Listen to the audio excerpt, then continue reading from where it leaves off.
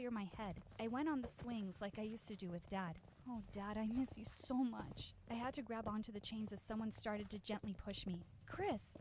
Hey, Chris. You just ran off yesterday. Sometimes, Miley, you're so dumb for a smart girl. I was in no mood for riddles. What do you mean? I care about you, Miles, and I just want to make sure you're okay. Eric isn't a nice guy.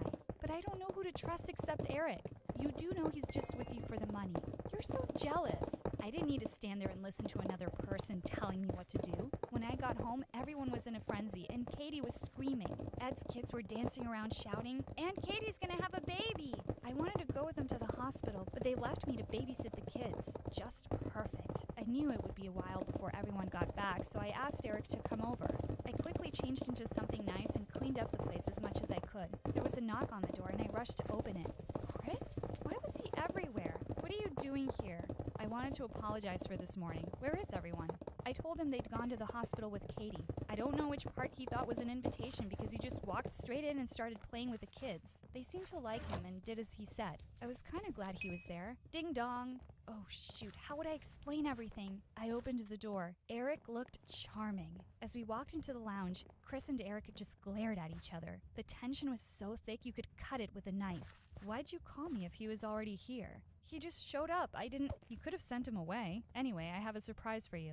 He told me he had the money and I could pick it up from him tomorrow. Chris was a natural with the kids, but I noticed Derek kept giving them dirty looks and tensing up every time a kid got close to him. I spent the most awkward evening with the two of them. Before Chris left, he warned me about Eric again, and they both left. The next morning, everyone returned with Katie's newborn. He was so tiny and cute. Everyone was so happy for once. If someone saw us, they'd think we were one big happy family. Suddenly, I saw Eric walking up to the front door.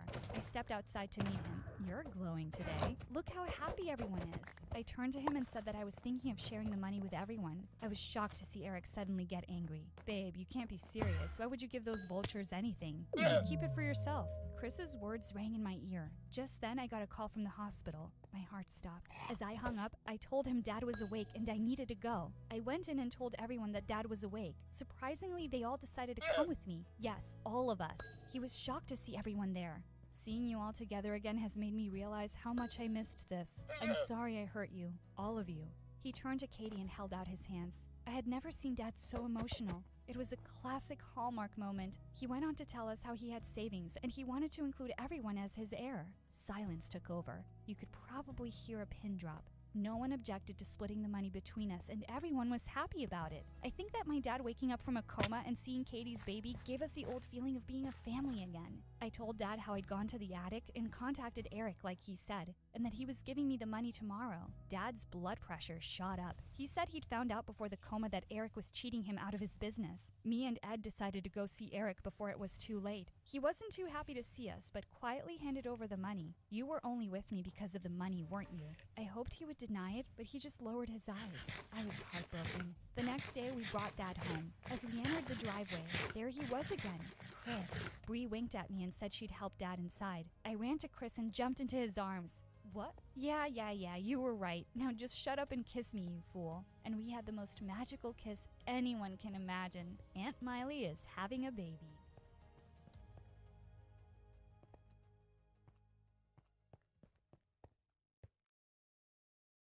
Wake up, you lazy bum. I woke up with a start as my stepmom stood over me, barking the list of chores she needed me to do today.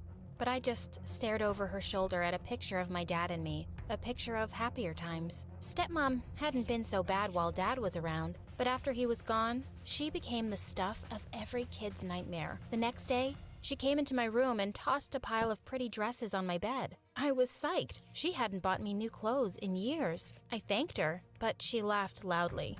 "Are you crazy? These aren't for you. I want you to take my dresses to the dry cleaners. You can have these." My heart sank. All of my clothes were already old and worn out, and the kids at school made fun of me. She said, "You should be grateful I let you go to that fancy private school. That should be enough for you." Only because of Dad's will. Later, as I handed the clothes to the dry cleaner, I handed him a $10 bill and winked. "Julia, You're such an idiot. She walked into my room carrying her dress, which had huge pink spots all over it. She kept screaming about how useless I was for 10 minutes, but it was totally worth it. Life was hard with such a witch, but at least I had Sean. Later that evening, he took me to his friend's party. A lot of those snooty kids from school were there. I just knew they were talking about me. Feeling awkward, I told Sean that I was going to go touch up my makeup. When I came back, I nearly passed out. Sean was kissing another girl. I walked over to them and pulled the girl away from him. But the moment I saw her face, I was stunned. This girl looked exactly like me. Sean looked at the two of us in shock. What the hell? We just stood there, staring at each other. Who are you? The girl touched the necklace I was wearing. Where did you get this? Seriously? That's what she wants to know? My dad gave it to me. She laughed. Julia?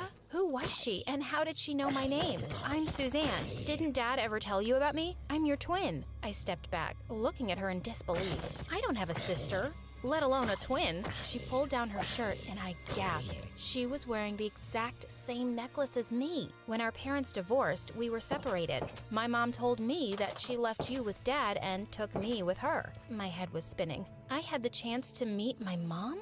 When can I see her? She's probably out dating some loser again. We went to her boyfriend's apartment. I needed to know everything. The tiny studio apartment seemed quite nice. Well, until my eyes landed on the sleazy guy sitting in the corner. Yo, twins. I'm Emmett. Suzanne said he was her boyfriend and how awesome it was to date a college guy. I looked at her boyfriend. If Mom was out dating losers, well, like mother, like daughter. She told me how Mom would just come and go all the time, depending on whether she had a job or a man. All the guys she dated were losers, but Mom didn't care as long as they bought her pretty things. I was shook by everything I'd found out today. When we got home, my stepmom was having a dinner party with her friends. I grabbed Sean's arm and tried to sneak past everyone. As soon as she saw us, she started yelling in front of her friends, "How dare you bring a boy home? Sneaking him into your room, were you? Shameless. Look at this little flirt.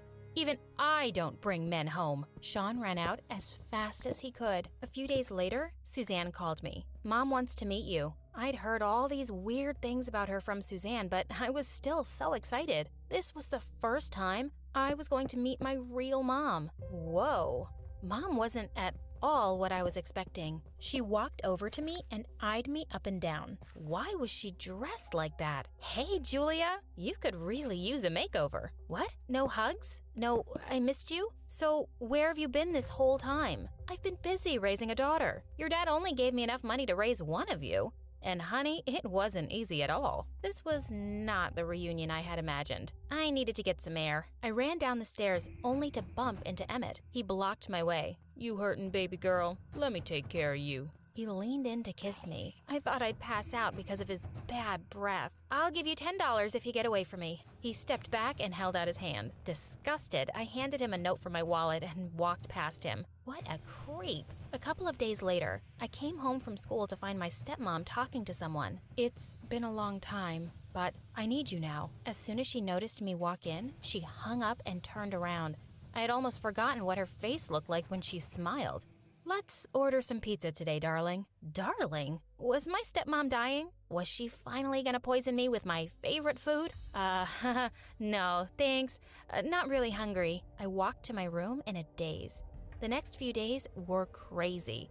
My stepmom gave me an allowance, I had no chores, and she even stopped yelling at me. I got a call from an unknown number one day. It was Mom. "Listen, honey, I know we got off on the wrong foot the other day. I wanted to get to know you better. Meet me for lunch?" I really did want to get to know her better, so I agreed. I told her to meet me at the cafe after my shift. The next day, while I was still working, I saw my mom talking to some young guy. He was my English teacher. Oh, this man outside just snatched my purse. I'd taken some money from the bank. As she sobbed on his shoulder while he hugged her awkwardly, I saw her hand go into his coat pocket. She deftly took out his credit card and slipped the wallet back in. After he left, she walked up to me. "Ready for lunch? Let's go grab some sushi." My treat. I couldn't wait to tell Sean about how weird Mom was. When he came, though, he looked annoyed and distant. I asked him what was wrong. "I want to break up. I've met someone new and she's pretty cool. I just came to tell you that we're over." I felt so heartbroken. I thought Sean was better than that. Feeling really depressed, I called Suzanne and asked if I could come over. Mom was lying on the couch while Suzanne cooked her dinner. Oh, good, you're here. Why don't you help your sister? She's probably really tired after her second job shift. I almost felt angry at Suzanne for pampering Mom so much. I wonder if she knew Mommy Dearest was also a thief. As I was about to go sit down at the table, my mom stopped me. No. That's my place. Sit somewhere else. Geez, was she 2 years old? Suzanne brought the food and joined us. So, Julia, what were you so upset about? I was all ready to pour my heart out. But Mom suddenly started with a story of how horrible her day had been because her tattoo artist had tattooed the wrong butterfly on her arm. Just then, a car honked outside. Mom squealed, picked up her bag, and was out the door. I saw her get into a flashy car with some guy and drive off.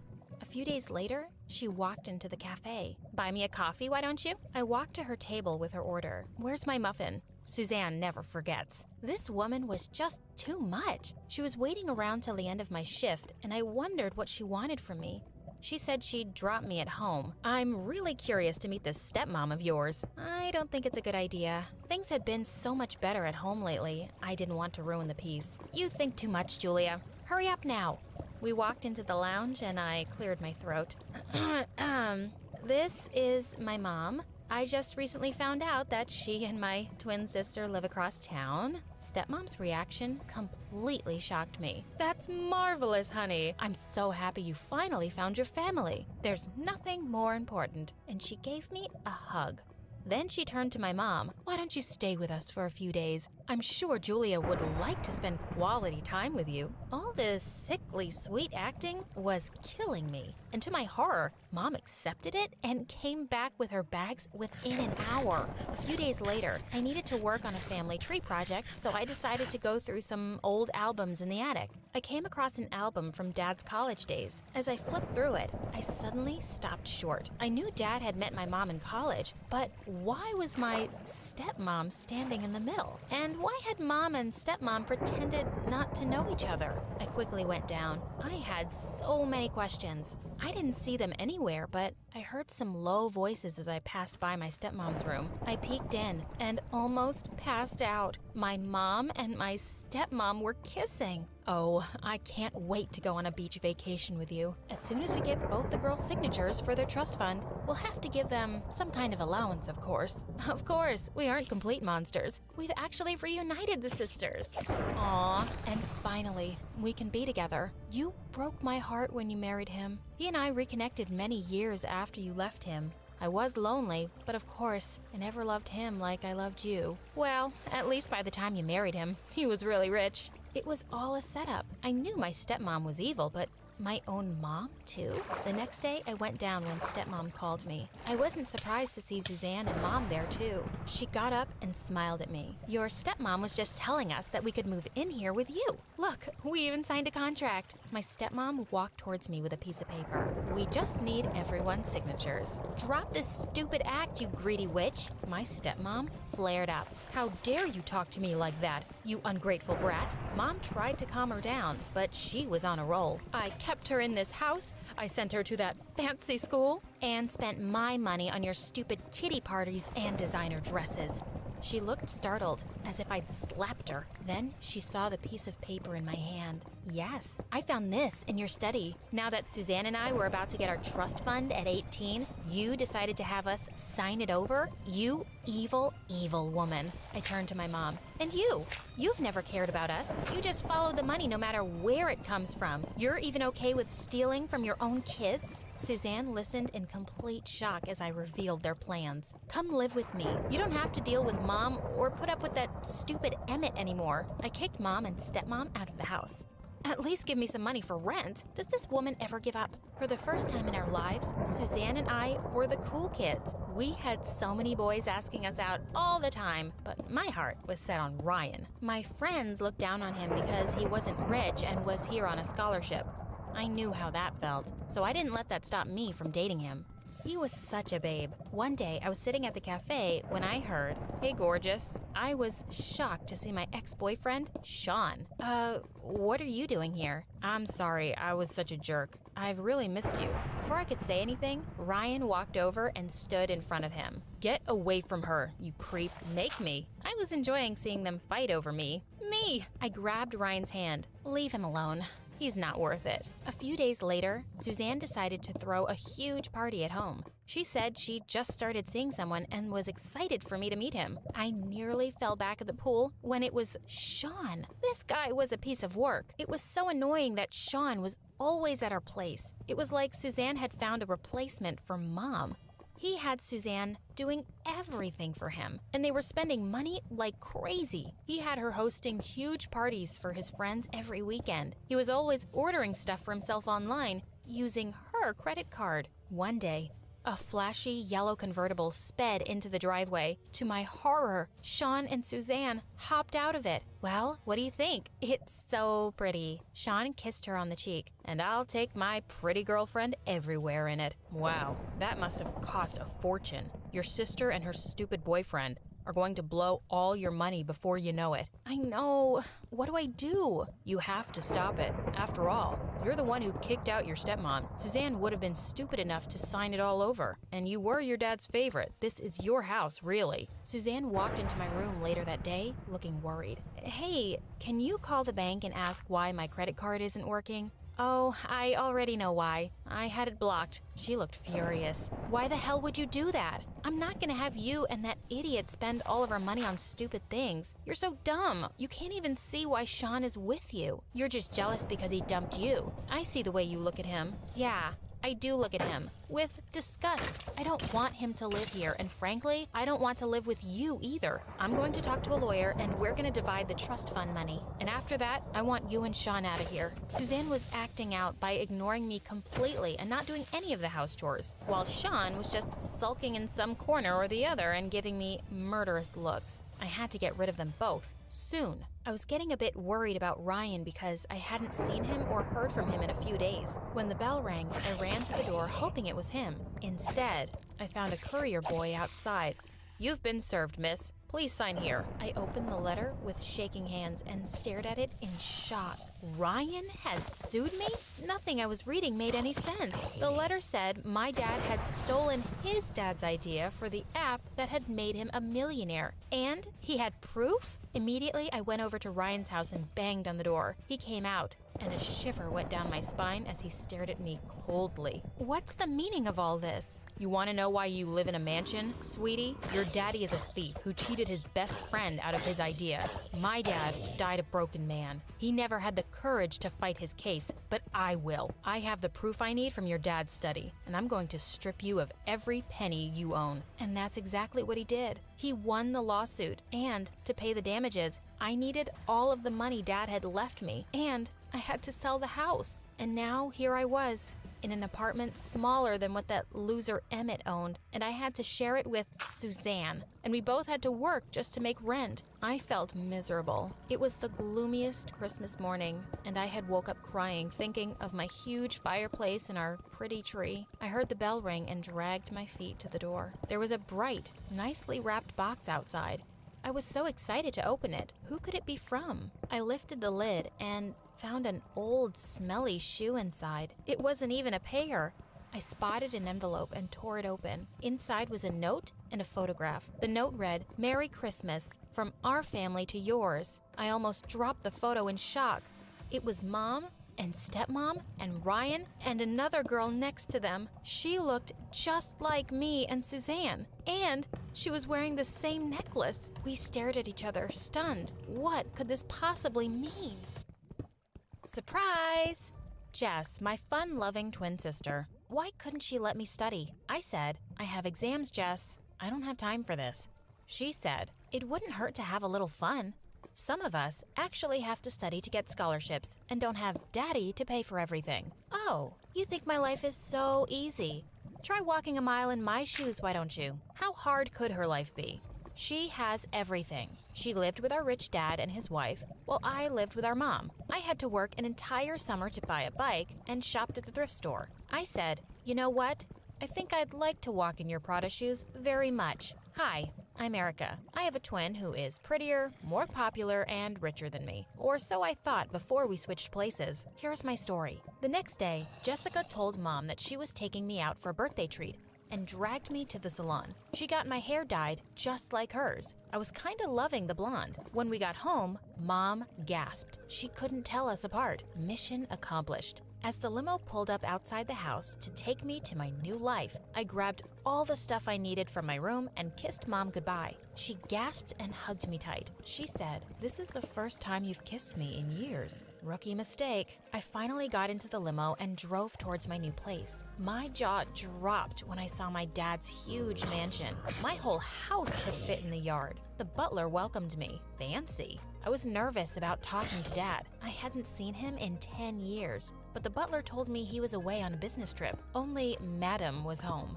The house was like a maze. I was roaming around trying to find my room when I bumped into someone. She said, "Shouldn't you be in school?" I turned around to see her, the dreaded stepmom. Did your good-for-nothing mom rub off on you? She thought I was Jess, of course. But who was she to say anything about my mom? I was furious, but I kept my mouth shut and walked away, looking for Jess's room. Man, how does this girl walk in heels all the time? Before heading off to school, I looked in the mirror and told myself, I can do this. The game was on. As soon as I saw my boarding school, I was shook. If I thought the house was amazing, the school was breathtaking. I felt like I was in Hogwarts. As I walked through the grounds to the dorm, I smiled and nodded to the dozens of people who were waving and smiling at me. Wow, for a pain in the neck, Jess sure was popular. I unlocked the door to my room, but was shocked to see there were 2 beds and a bunch of some other girl's stuff. Great. Jess hadn't even told me she shared a room with someone. Just then, a spunky girl walked in and gave me a bear hug. Thank God you're back. This place was so dull without you. So this was my roommate, and I didn't even know her name. And boy, was she like a radio station that you just couldn't turn off. She wanted to know everything about everything. Tell me about your poor, shabby sister. As much as I wanted to tell her that I was the prettier and smarter twin, I held back. Don't even get me started. She was such a party pooper. My roommate seemed to buy my Jess imitation, and I was about to unpack when this handsome guy walked in. He had the most chiseled jaw I'd ever seen. He walked straight up to me and pulled me close. He said, "Babe, I miss you." Had Jess actually forgotten to tell me she had a boyfriend? I said, "Whoa, slow down." "Whoa there yourself. Can a guy kiss his girlfriend now?" I have some travel germs. I feel icky. I quickly grabbed my stuff and headed to the shower. I needed to stay away from this guy. Over the next few days, I tried to fit in and not look like a fool, which is really hard when you don't even know anyone's name. I found a copy of the school magazine and tried to learn everyone's names and faces from our class picture. I saw my roommate reading the latest edition of my favorite magazine, Sky and Telescope. Oh my God, I've been meaning to read this. Since when do you read anything besides beauty magazines? Geez, Jess, why you gotta be so dumb? I also tried really hard to make sure I was never alone with Matt. Luckily, he had a lot of friends and was always surrounded by them. There was one in particular that I really didn't like, Remy. She was always hanging around Matt and always had some insulting remark to throw my way. I was walking down the corridor one day when Remy stepped in front of me, along with her clan. I said, "Move out of my way." Remy said, "Or what? You're gonna go cry to Daddy?" I didn't know what her deal was, but I wasn't gonna stand around listening to her. I'd just walked a few steps when her expression changed. "You chose to mess with the wrong girl today. Get lost or else." "Please don't hurt me. You can have all my allowance." "What? What's going on here?" I froze. It was the headmistress. Remy said, She was forcing me to give her all my money." I started to argue, but the woman was on a mission and wouldn't hear a word. "The semester has barely begun and you're already making trouble. You will not be allowed to leave the school premises for 1 week." That was so unfair. I went to my room and took out my diary to vent. I couldn't wait to talk to Jess and ask what the deal with Remy and the principal was. Clearly, they both hated her. "Writing about me, gorgeous?" I jumped up on my seat and quickly closed my diary. I could feel my heart racing. Matt was just so close to me, and he smelled so good, and he had such tempting lips. And he's your sister's boyfriend, idiot. I didn't think it was possible. but you came back even more beautiful than before." Oh my God, Matt thought I was more beautiful than Jess. I was so lost in his blue eyes that when he leaned in, I didn't stop him. I felt so guilty, but I couldn't help it. He was just so perfect, just like Jess's life. He said, "I heard about what happened with Remy, and yeah, I know we'll miss our weekend trip, but I'm gonna be here the whole time. We'll still have fun." My stomach did a somersault. This was even more perfect. I told him I was looking forward to it as he left for basketball practice. I couldn't stop thinking about the next time I would get to kiss him. Just then, a few girls barged in. One of them said, "Jess, you promised us a helicopter ride on your birthday." I said, "But my birthday was 2 months ago." She said, "Earth to Jess, you celebrate it every month." Of course she does. I'm just messing with you guys. I have it all planned out. Why couldn't Jess have said a trip to the museum or a cruise? I have such a fear of heights. How was I gonna pull this off? Jess had told me to call the butler in case of any emergency, and this definitely was one. He said he'd arrange everything and have a limo pick up my friends and I the next afternoon. The next day, as we were all getting ready to head out, the headmistress showed up. She said, "Where do you think you're going?" I said, "Out? Dream on, sweetheart. In my school, you follow my rules, and I say you can't go." Just then, the limo pulled up and the driver handed me an envelope. "I believe this is for you." It was a letter from my dad allowing me to go out for the weekend. I got such a kick out of seeing her turn pale. She turned around and stormed back inside. The ride to the helipad was full of excitement and giggles. Everyone was going on and on about how awesome the ride was, while I didn't look down once and tried not to throw up.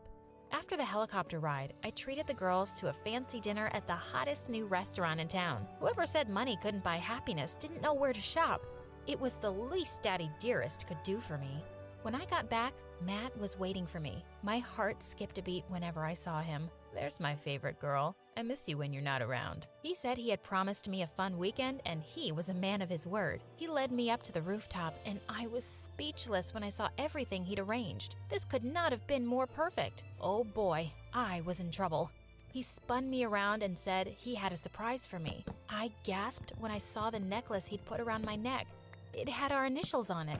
Well, not mine, actually. He looked deep into my eyes and said, "Something about you feels really different, Jess. Good different. Like we might actually make things work this time."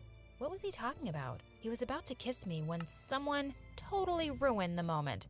You really need to raise your standards, Matt. What was Remy doing crashing my date? It was time to show her who Matt really belonged to. I grabbed him by the face and kissed him. She slammed the door and left. Remy 0, Erica 1. I got a call from Jess later that night, and I really didn't want to talk to her. What was I supposed to say?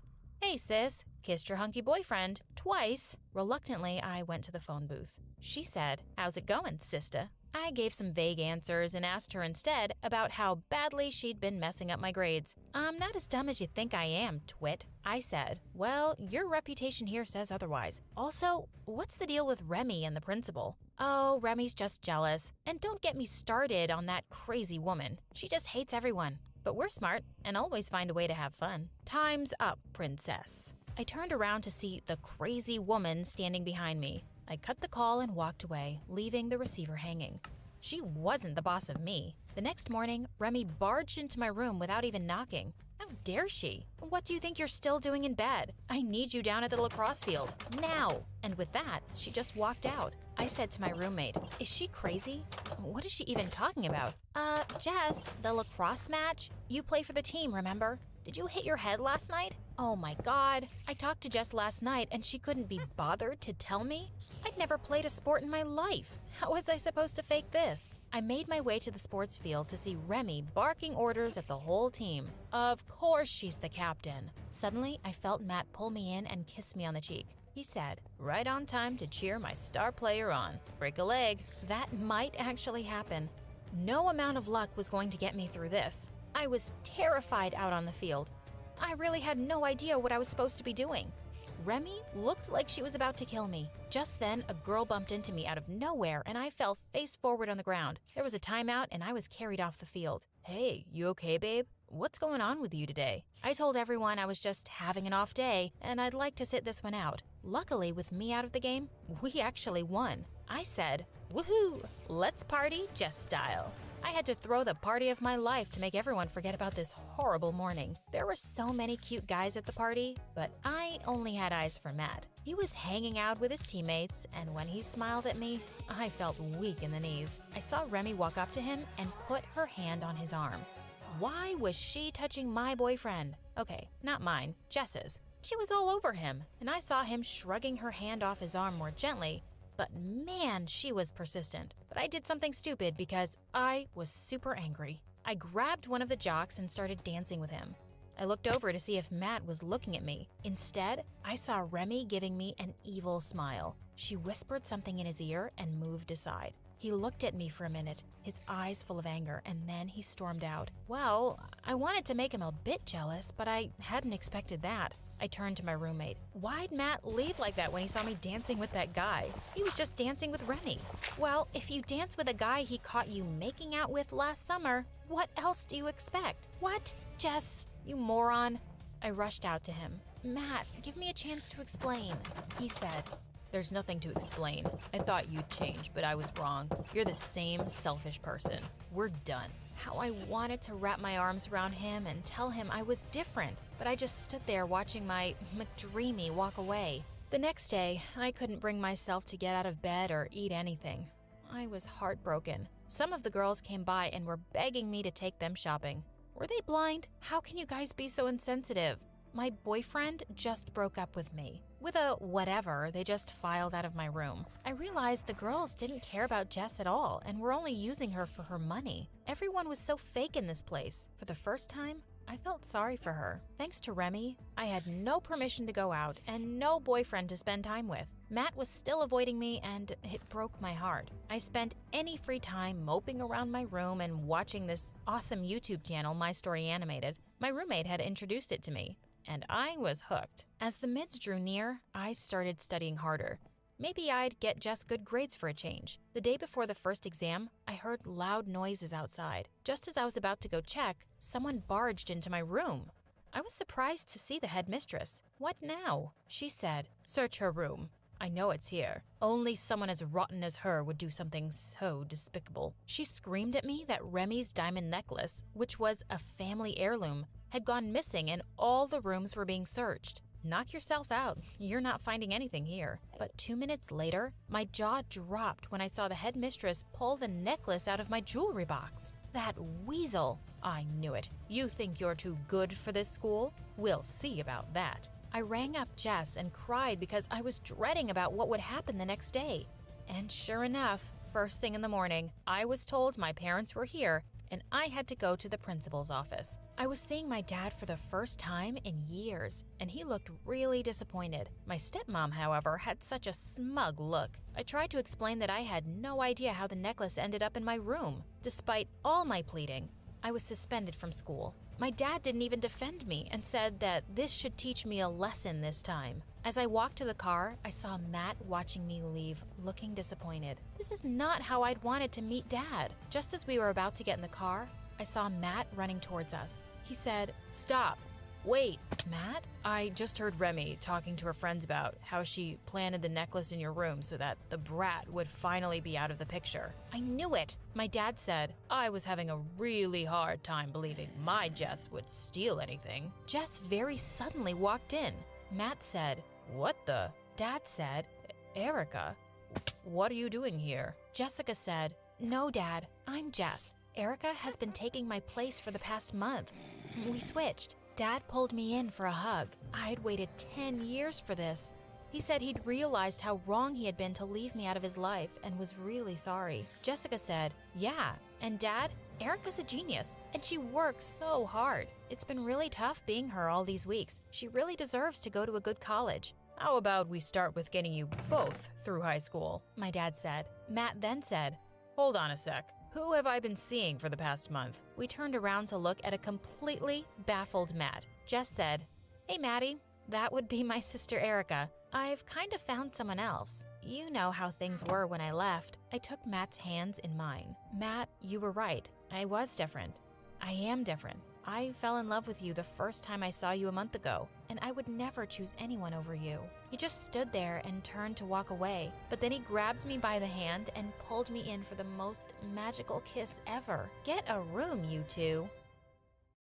Julie shouted at me as I packed my bags. OMG, you aren't seriously going with him. What kind of freak adopts a 16-year-old? He must be a psycho. I don't know, maybe the universe is finally smiling down on me. I couldn't tell if my best friend Julie was actually scared of the eccentric man waiting for me in a limo, or if she was just jealous I was getting adopted by a billionaire. I assured her I was just a phone call away and I was going to be okay. I was not prepared for the life ahead of me, though. I should have known there was something off about the man. See, just a week ago, I saw a disheveled old man crying in the park.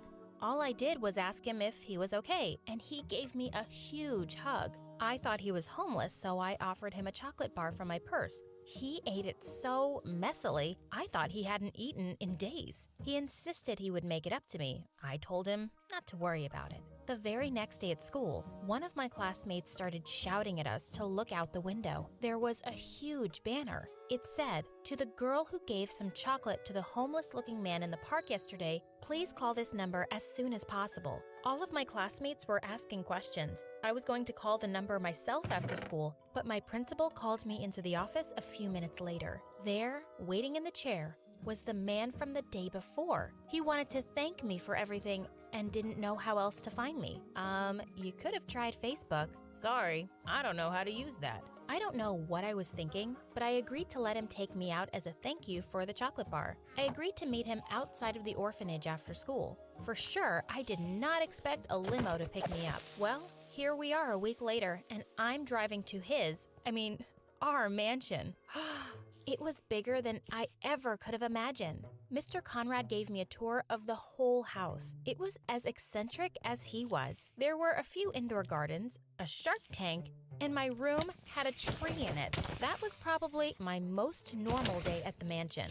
One night, after I said I liked Dumbo, he showed up to dinner riding a small elephant. It broke about $2 million in fancy china and stained glass windows, but he kept saying it was worth it just to see me smile. He was trying so hard to make me happy. As soon as I moved into the mansion, I was moved to the fancy private school of my dreams. I was really nervous on my first day. Mr. Conrad saw that I'd hardly touched my breakfast. He leaned over and smiled. "Don't worry, everyone is going to love you." Turned out, the teachers were super nice, and the kids were really welcoming too. I was getting along just fine with everybody when suddenly, in the third class of the day, Mr. Conrad burst into the classroom with a big box. "The latest Apple Watches for everyone, from our sweet, sweet Dana." All the kids oohed and awed with excitement as he hopped around the class, handing everyone their watches. They looked really happy, but I was so embarrassed. I really didn't need his help to win everyone over. I really started enjoying going to school and everything was perfect, except for one other student, Amber. Amber was the heiress to some tech company. She was the richest girl in school until I got there. She was super annoying and threatened by the fact that I was richer than her. She was always making jokes about me being an orphan or not knowing about the latest fashion trends. This one time, I thought she was being nice and gave me a gift basket full of free jewelry and clothes. I was so confused why she was laughing. I thanked her for the gift, and she started pointing and laughing with tears in her eyes. Those are from last season. OMG. That night, I called Julie and told her about it. Julie and I thought Amber was the weirdest, meanest girl ever. I mean, the basket was worth more than $80,000. I could live with it. I found it all so stupid and funny and loved telling Julie about how the stupid rich girl was trying to get me today. Most of the time, it just involved giving me a bunch of free stuff that I gave to Julie later when I visited her at the orphanage. I told Julie today, Amber told me, I bet she doesn't know a Gucci bag from a Coach purse, and handed me a bunch of free handbags. Mr. Conrad overheard me talking to Julie about my problems with Amber, and he immediately offered to help. I told him it was okay. I was doing fine with it all. I can buy her father's company. That'll show her. I told him I appreciated it, but I was used to doing things my way, and ruining her life because she made fun of my clothes seemed a little extreme. I told him that teenage girls can get catty. He gave me a really weird smile and said he heard me loud and clear. I probably should have asked what he meant. The next day at school, Amber came up to me in the courtyard and started making jokes about my shirt while I was talking to this guy Xander. All I did was ask, "What are you gonna do?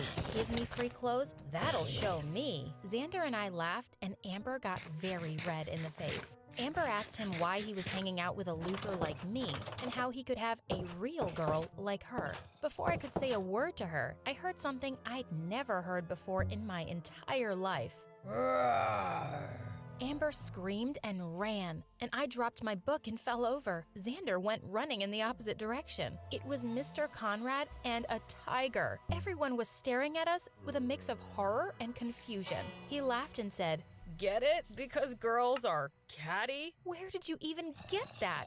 "Oh, I had a buddy fly her in from Hollywood. She's harmless. Look, I can ride her like a king." Then he said to the tiger, "Roar, babe, roar." And the tiger roared and rubbed his knee with her head. He looked so ridiculous, and everyone was laughing at him, except for me. I was a little upset he'd managed to scare Amber and Xander away. I guess that's how parents are supposed to be. Mr. Conrad did a lot for me, and it was going to take more than almost feeding my enemy to a tiger to get me to be mad at him. But when Julie visited, she didn't find it as funny as I did. Julie said, "He brought a live tiger to school, Dana? Are you even safe?" I told her that I was and everything was okay, but she kept pushing me. "Yeah, it's great and all that. You go to the Bahamas every month and have a private jet, but do you ever get to be a real teenager?" I told her to mind her own business, and it was super obvious that she was just jealous. Julie looked hurt and said, "Who are you?" Then she left before I could even apologize. I felt bad immediately. I'd never thought about it, but Julie was right.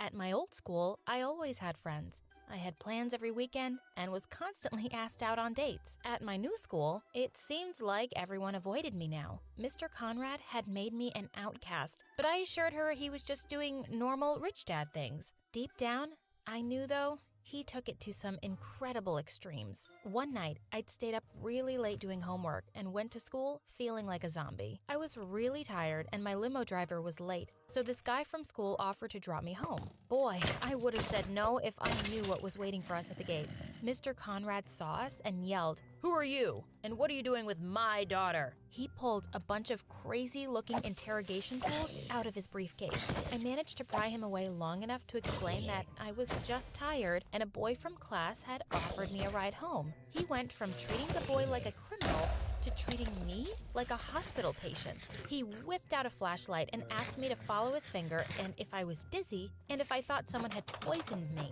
Without even waiting for a reply, he hopped in the boy's car and drove us all to the hospital. It was so embarrassing. I didn't think it was ever worth bringing a boy into my life again. That was until Xander. After that boy told the whole school how intense Mr. Conrad was, everyone avoided me like the plague, all except for Xander. He literally brought me a bouquet of flowers just in case it was more than a lack of sleep. How cute! I decided I wanted a boyfriend, and I wanted Xander to ask me out. I knew he was the one. I just needed to avoid Mr. Conrad finding out. Xander had seemed super interested in me before, but after the tiger incident, he got more distant, although I could feel he was still into me by the lovely looks he gave me and his warm smile. So I decided to make the first move. I really tried to drop some hints, like I was pretty embarrassing sometimes. Once I put on a bunch of makeup, walked up to him, and told him I was very available this weekend and had no plans at all. His response? "Me too. Hope you find something to do." Amber hopped over, hung all over him, and said,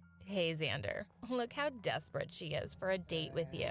Thanks again to Amber's bad attitude, he immediately ran up to me. "You mean you really want to date?" Mr. Conrad made it seem like he was a little overprotective. I don't want to mess with a guy with a tiger. What? No, he wants me to date super badly. Well, only if your dad's okay with it. That's when I finally got asked out on a date, and Amber was fuming. I know I said Mr. Conrad was cool with it, but the guy brought a tiger to school because a girl gave me free clothes. I decided to keep Xander a secret, just for a bit. and only tell Mr. Conrad when the time was right. Until then, I told him I was visiting Julie for the night. He insisted on flying us out to France or letting us use his yacht, but I insisted we just wanted a fun, girls-only evening at the orphanage. I drove down to the city and met Xander at a comic convention. It was the easiest way for us to have fun while keeping my secret. We hit it off super well. He was a little weirded out that I made us wear costumes, but figured it was just a fun Comic-Con thing. Our date went so well that we decided to go on even more. We couldn't dress up in costumes every weekend, so I needed to find ways to be creative. Every time, I convinced Xander to go somewhere far away or in disguises, and every time, I told Mr. Conrad I was meeting Julie. I didn't want Mr. Conrad not to approve of Xander. At the same time, Xander was getting super suspicious. We always had our date in remote places, and I would never kiss him in public. The more serious we got, the harder it was to hide. Xander wanted to post pictures of us on social media and wanted to go to events together. I made excuses to avoid every real public appearance, and it all became more and more awkward. Even though we were official, I was even weird about us hanging out after school, just in case Mr. Conrad made a surprise visit. One time, he tried to run up and kiss me as Mr. Conrad dropped me off, and I instinctively spilled tea on his coat to distract him. Amber saw us and ran up to us laughing. Oh, wow. Some girlfriend you got there, Xander. I told her to shut up and go steal someone else's man. Amber got angry and pointed out how I was acting like Mr. Conrad didn't know we were dating. You just don't want to piss Daddy off, you spoiled baby. I swear I was about to punch her, but then Xander interrupted and said, "That's crazy because Mr. Conrad does know about us. Right, Dana?" I quickly changed the subject, but it was obvious it had gotten to Xander. The final straw came when I showed up to our date wearing a long trench coat, giant sunglasses, and a huge hat. I told Xander it was the latest fashion, but he stared at me with a hurt look. Are you embarrassed of me because my family is only millionaires? I assured him it was all fine and told him I was just nervous about telling Mr. Conrad. He was perfect and I loved him just the way he was. He said with a broken voice, "Then why do you want to hide me?" I tried to explain how Mr. Conrad was a little sensitive, and I wasn't sure how he would respond to everything. He told me that he wasn't some secret. He wanted to be a part of my life. I told him that I would slowly introduce him to the important people in my life. I decided to take us out on a double date to introduce him to my best friend. The next day, Mr. Conrad asked if I wanted to join him on a weekend trip, but I told him I couldn't. I told him I was seeing Julie again, which wasn't a total lie. I just left out the part that we were on a double date. He seemed hurt, but understanding. He said he felt like I was always going over there, and he hardly saw me anymore. He explained she was always welcome to come here, but I insisted that I liked visiting the old orphanage. "You really miss her, don't you?" He gave me a huge hug and told me to have fun. I kind of felt guilty leaving him and lying, but I would tell him about Xander soon enough. I called Julie and apologized for what I said. She forgave me and was happy I was enjoying a bit of a normal life with Xander. Julie was so excited about our double date. Julie, her boyfriend, Xander, and I met up at the train station. We went to a small cafe far away from the mansion. It was all going really well, and we decided to show Xander around the town I grew up in.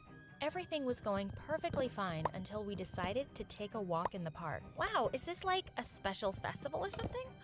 There shouldn't be. There were crowds of people on the street. It was like someone was throwing a parade. There were fireworks, singers, and to top it all off, a giant float with a picture of me and Julie that said, "Best Sisters Forever." On the top of that float was Mr. Conrad. I tried to cover my face, but it was too late. Mr. Conrad hopped off the boat and ran over to us cheerfully. He looked genuinely surprised to see me with a boy, and his face dropped when he realized Julie and I weren't alone. "I thought this was girls' evening." I explained I was too nervous to tell him I had a date, and I didn't mean to lie. He started crying and ran off. I felt horrible. As good as my date with Xander was going, I needed to take care of this. I insisted that everything was okay and I would call them all in the morning. "Sorry, Xander, it's just family problems." Xander said it was fine and that I should fix things with Mr. Conrad first. I ran to apologize to Mr. Conrad, but he kept trying to get me to go back to Xander and said I didn't need to apologize.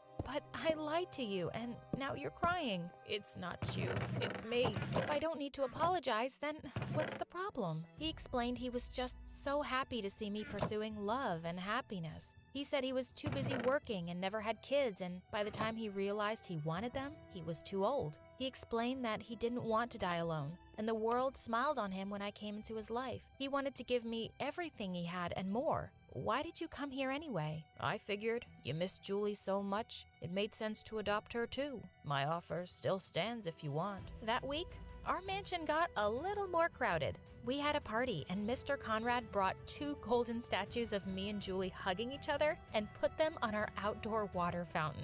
Julie and I loved living in the mansion. Mr. Conrad got us into some crazy adventures, but it was always fun together. Xander and Julie's boyfriend even joined us in some of our antics. I don't think Mr. Conrad will ever worry about dying alone again.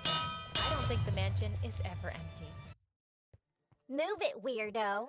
I heard as I was pushed out of the line. I turned around angrily. Of course, Christina. I glared at her and said, "Or what, you'll bite me?" She laughed and said, "Hell no! All I need to do is show you a mirror!" At the mention of the word mirror, my knees began to shake and I turned red.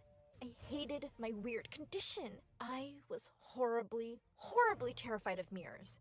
But before I could reply, Mark rushed up to me and hugged me. He said, "Happy 16th birthday, babe!" Christina started to laugh and said, "Happy? Your parents were so happy they just dumped you in a stupid orphanage." Hi, my name is Sarah, and I'm going to tell you about how I went from a poor orphan to a rich heiress. Anger rose in me. She was sort of right. Of all the kids here, I was the only one who didn't know her parents. Everyone else had someone or something. Even Mark's mom had left him a picture of herself, though he never really knew her. Mark turned to her and said, "You want a piece of me, Christina?" She smiled at him and said, "I most certainly do, Mark." I said, "Shut your trap," and dragged Mark away, saying, "I have to show you something." In my dorm, I showed him my most precious possession and said, "Miss Stacy gave this to me this morning. She said when I was left here, this was the only thing I had. Miss Stacy was the principal's assistant, and she'd hidden it away in case someone stole it. Now that I was 16, I could take care of it." Mark said it was lovely and looked expensive. I said, "I'd much rather have a picture of my parents. I just wanted to know who they were." He jumped to his feet and said, "I've got an idea. Meet me in the basement after lockup and bring this along." Then he was gone. At dinner that night, Christina put on her nice clothes and her sickeningly sweet smile as we all headed to the dining hall. She rushed to the principal's usual spot and cleaned the seat for him just as he was about to sit down. She then ran to grab his meal from the pantry. His meals always looked the most delicious. We, on the other hand, only got watery porridge. He then gave half of his steak to Christina and loudly said, "This girl here is the only one worthy of treats." We all rolled our eyes. Thankfully, dinner ended, and I went to the basement. In the dark, Mark put his hand over my mouth and said, "Shh!" He led me to the door and pushed it open. Suddenly, we were out in the main road. I laughed at him. He said to me in English, "It's honor." I couldn't believe my ears and I hugged him. He said, "It's my birthday present to you." Suddenly, the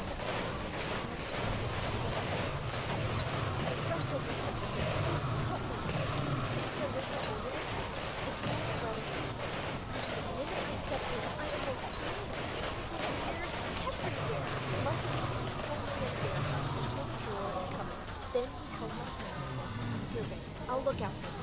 He asked the jeweler to hurry up. After examining the gold, he told me that it was a precious antique, but my last hope of finding out something about my grandma seemed dead. I was devastated, but Mark tried his best to console me as we headed back to the room. As soon as we got back to the basement, a pair of eyes glared at us in the dark. "And where have you been?"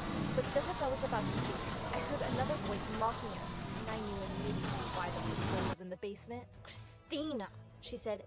"See, sir? I told you they were gone." Then to my horror, she told him that she'd heard me talking about some necklace. He demanded to see it and tried to take it from me, but I told him Miss Stacy knew it was mine. The principal was furious. He decided to give the two of us a week of detention. Immediately, Christina said, "Oh no, it's not Mark's fault. She convinced him. I heard them. He just went to keep an eye on her. He shouldn't be punished." The principal agreed and dragged Mark away. Before she left, Christina turned to me saying, "I'll make sure to keep him company for the time being."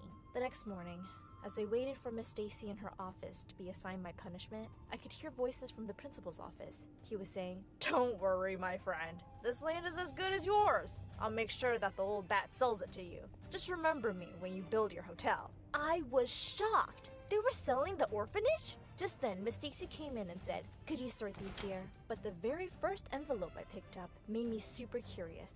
It was addressed to the principal. I opened it, and what I read almost made me pass out. It was by some woman who said she was the mother of one of the children here. But what was really crazy was that she'd written that the father of her child was the principal. The letter said, "Look after your child, Stephen, or I will ruin you." The next day, as I was working in Miss Stacy's office, a man came in. Miss Stacy immediately led him to the principal's office. Curious, I listened to what was going on. Pretty soon, I heard the man say that he had been looking for his niece. Having had no luck, he was planning to sell the orphanage. It was the owner, Mr. Douglas. After a while, I heard the principal ask if the woman in the picture was really Miss Douglas's sister. Then the principal said, "Well, Mr. Douglas, I think I recognize your heirloom. I believe I will have quite the surprise for you when you return next week." The next Monday, I had a plan. I was going to expose the principal and save the orphanage. Mark and I waited for Mr. Douglas at the door. But as soon as he came in, we were both pushed aside. Then Christina ran past us and hugged him, screaming, "Uncle!" It turned out that Christina was his missing niece. The principal had apparently recognized her from the picture. Once things settled, I went up to him and told him we needed to talk. But the minute the principal saw me, he yelled, "Get away from him, you shameless girl!" Then he told Mr. Douglas that I was a bad kid who snuck out at night with her boyfriend. Before I could get a word in, he dragged me to his office and said, "If I ever see you near Mr. Douglas, I will kick you out. Do you understand?" He then told Miss Stacy that I was to stay indoors the whole day. Mr. Douglas was overjoyed at finding his niece, and he decided to spend a few days at the orphanage. A few days later, Mark surprised me with a date in the orphanage garden. He said he hated seeing me upset, saying, "We'll always have each other." Suddenly, I saw something that left me shook. Miss Stacy and Mr. Douglas were behind the bushes. Mr. Douglas was declaring his love for her while she nodded shyly. Then they kissed. Mark and I started laughing. As soon as Miss Stacy saw us, she jumped out of the bushes. She then introduced us to Mr. Douglas. Mr. Douglas seemed like a kind man, and he offered for us to walk with him. I instantly accepted his offer, even though Mark was a bit hesitant. Just then, the principal came out yelling, "You beast! How on earth are you roaming around freely? And when you're supposed to be in detention? Miss Stacy, aren't you supposed to be taking care of all this?" Before Miss Stacy could respond, Mr. Douglas asked why I was being punished. However, the principal diverted his attention, saying they had important issues to discuss and that Miss Stacy would deal with it. I was furious. The principal couldn't even look at me without thinking of a punishment. I literally couldn't have a few happy hours, let alone a happy life. The next few days, I went around trying to avoid the principal and hung out with Mark until one day, Christina decided to barge in again. Christina said, "Come with me, Mark. I'll get my uncle to adopt you too." Against my better judgment, I begged Christina to plead with her uncle not to sell the orphanage. She simply laughed at me and told me that she didn't care what happened to the rest of us. Just then, Mr. Douglas said, "Don't say that, sweetie." Christina jumped and started giggling. "Oh, I was just joking, Uncle." But he turned to me and asked me why I was upset at the idea of the orphanage closing. I told him that while we, the older ones, could probably make it, the younger ones would be in a lot of trouble. They couldn't work or look after themselves. He looked at me for a minute. I felt nervous, but then he just left, saying, "The city isn't good for my family." The next day, the principal called me and Mark to the office. He said that we were behaving shamelessly, and he had seen us kissing. He yelled and said, "You two are setting a bad example for the kids. I never want to see you together again." Then he ordered us to leave, and as I left, I heard him tell Mark that for the next week, he was to be Christina's personal bodyguard. "You're not to leave her side, do you understand? Your job is to make sure she's happy at all times." Thankfully, something happened that pushed all the drama out of my mind. The next day, we found out the craziest thing. Mr. Douglas had proposed to Miss Stacy. They were having a party to celebrate, and Miss Stacy insisted on having it in the orphanage. For a week, we did nothing but prepare for the party. A few times, Mark would sneak away from Christina, but she would immediately find him, like some bloodthirsty hound. One day, I was sitting in the storeroom. The storeroom had numerous mirrors, and the principal had said I couldn't leave until they all were clean. I couldn't believe he had assigned me this, even though he knew how absolutely terrified I would be. Suddenly, someone grabbed my arm. I screamed, but then I saw it was Mark. It felt like I hadn't seen him in forever. I hugged him and told him I missed him. He asked me to wait outside and quickly cleaned everything. Then he leaned in to kiss me. At that moment, the door flew open and Christina screeched, "Oh, Marky Mark, come here. I have the most important job for you. I'm bored. Come watch a movie with me." Then she practically dragged him away while I wanted to gag. On the day of the party, I was looking for Miss Stacy and ended up in Mr. Douglas's office. On the table, I spotted something. I got closer and gasped. The woman in the picture was wearing the same necklace as me. Just then, I heard the principal's voice from outside the door. He was holding Miss Stacy's hand and said, "Oh, darling Stacy, don't go with him. Stay with me. I love you." Then to my shock, he tried to kiss her. She pulled back, slapped him, and ran away. The principal yelled, "Just you wait." But I had another problem. The picture. I went to get my necklace, but to my horror, it was nowhere to be found. Just then, Mark came looking for me. He said, "Where are you, babe? The party is starting." I showed him the picture and told him I couldn't find my necklace. He said we'd discuss it with Mr. Douglas later. But at the party, while everyone was busy admiring how lovely Miss Stacy looked, suddenly a murmur ran through the crowd. Someone said, "What a lovely necklace!" I turned to see what the commotion was for and almost passed out. It was Christina, but she was wearing my necklace. Suddenly, I was livid. I yelled, "What the hell?" Everyone fell silent, and Mark and Miss Stacy rushed over to me, but I was quicker. I jumped onto Christina, yelling, "You witch! You good-for-nothing thieving witch! Give me back my necklace!" Christina screamed and said it was hers, and the principal knew it too. Suddenly, the two of us were fighting. Miss Stacy jumped in to try and break us apart, but to my horror, Christina took out a mirror and thrust it into my face. I began to scream, and then everything went black. I finally snapped back when I heard a mirror break, and Miss Stacy screamed. When I came to my senses, she was lying on the floor, hurt and cut. I stood stunned as everyone gathered around her. Mr. Douglas tried waking her up, but she wouldn't move. He ran around like a madman, yelling for an ambulance. The ambulance came, and Miss Stacy was taken away. Suddenly, Mr. Douglas turned to me and said, This is all your fault!" I tried to explain, but the principal jumped in and shouted, "You disgusting monster! Get away from us and pray that we don't kick you out after what you've done!" But there was no way I was giving up.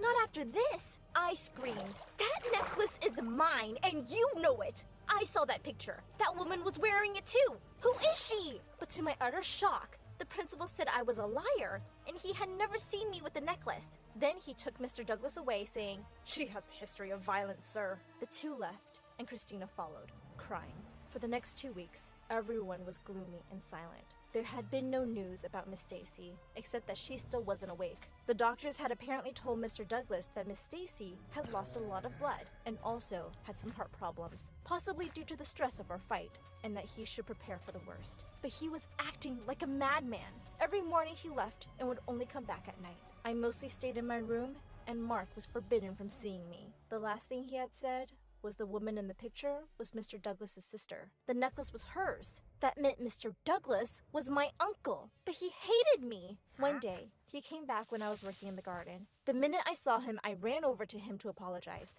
Miss Stacy was the only person who'd ever looked after me, but as soon as I got near, he gave me a look of death and said, "My niece and I will leave this place as soon as Stacy is better. Don't come near me, ever." That broke my heart, and I knew there was only one thing left to do.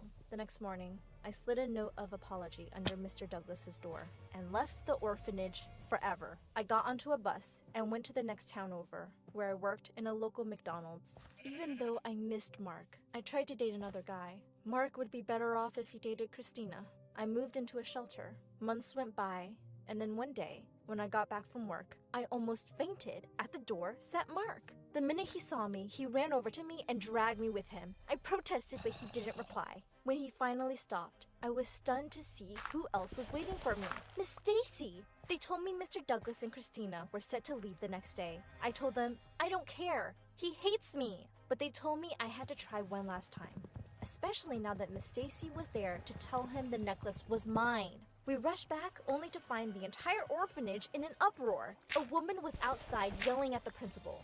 "I want my child back, you monster!" She was yelling at the top of her lungs that he had left her alone. I knew who she was, the woman who wrote the letter. Just then, Mr. Douglas and Christina came out. The woman jumped at Christina and screamed, "My daughter! My lovely daughter!" Mr. Douglas looked shocked and said she must have been mistaken. Then he stopped. He had seen Miss Stacy, and tears welled up in his eyes at the sight of her. He rushed to her and she said, "Sarah is your niece." Mr. Douglas looked absolutely lost, and as Miss Stacy told him that she had indeed given me the necklace, and that on the night of the party, she thought she had seen the principal put something in her glass, but she wasn't sure. But now she knew. She had been ill because of him, not because of me. She said, "After I found out he had stolen Sarah's necklace and I confronted him, he tried to kiss me and asked me to be a part of his plan. When I refused, he knew I was a threat. That woman really must be Christina's mother." Well, after that, things sorted out quite quickly. Mark and I started dating again. I told my uncle about the principal's call I overheard, and he kicked the father-daughter duo out. Even though I was still terrified of mirrors, I started to feel safe. My uncle even decided that we would stay there and look after the orphanage with Miss Stacy, who, by the way, I now call Aunt Stacy.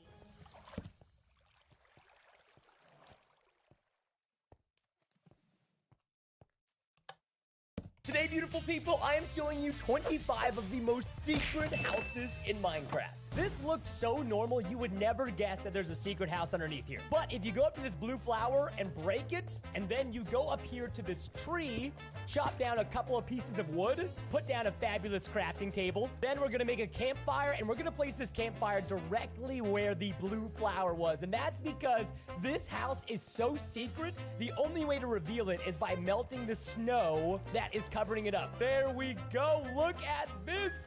There is a trapdoor leading to the entrance of this secret house. And if you're like me and you love secret houses, make sure you guys leave a like on this video because I want to do an episode where I show you guys even more epic secret houses in Minecraft. This house is amazing. It's, as you guys could probably already tell, there's a lot of ice in the house because we are in a very icy biome currently. I really love this house because it's so cozy. There's a ton of ice inside of this house. There's even the garden with the blue flower that was covering the secret entrance at the very tippity top. You've got a nice cozy couch with a fireplace, some bookshelves if you want to get some knowledge. I didn't even notice as we walked in, but there are couches made of ice. This secret house kind of reminds me of the hotel in Sweden that is made entirely out of ice. There's also tons of storage with snowballs, snow, blocks of snow just in case you need them, and coal so you can keep that fire going all winter long. Just be careful though, if you light the fire too much, this house will melt. Now, you might be thinking, Preston, is this house just hidden in a cave? No, it's not in a cave. It actually is in the nether, but we must get to this nether portal first in order to get to it.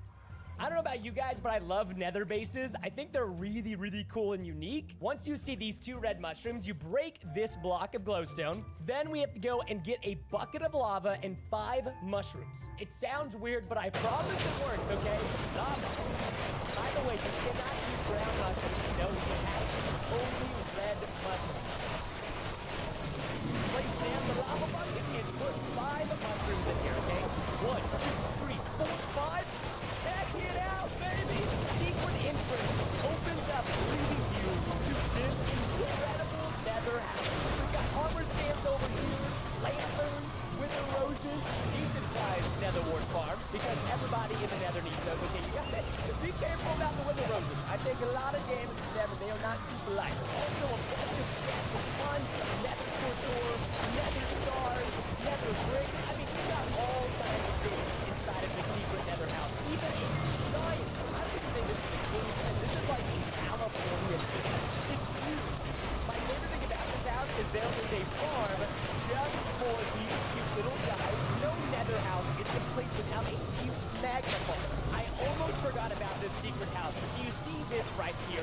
In order to reveal the secret house inside of this greenhouse, which is used for a bunch of flowers, we need 3 different flowers and 3 flower pots to put them in. In order to reveal the secret house, you have to place the correct flowers in the missing flower pots or it will not work.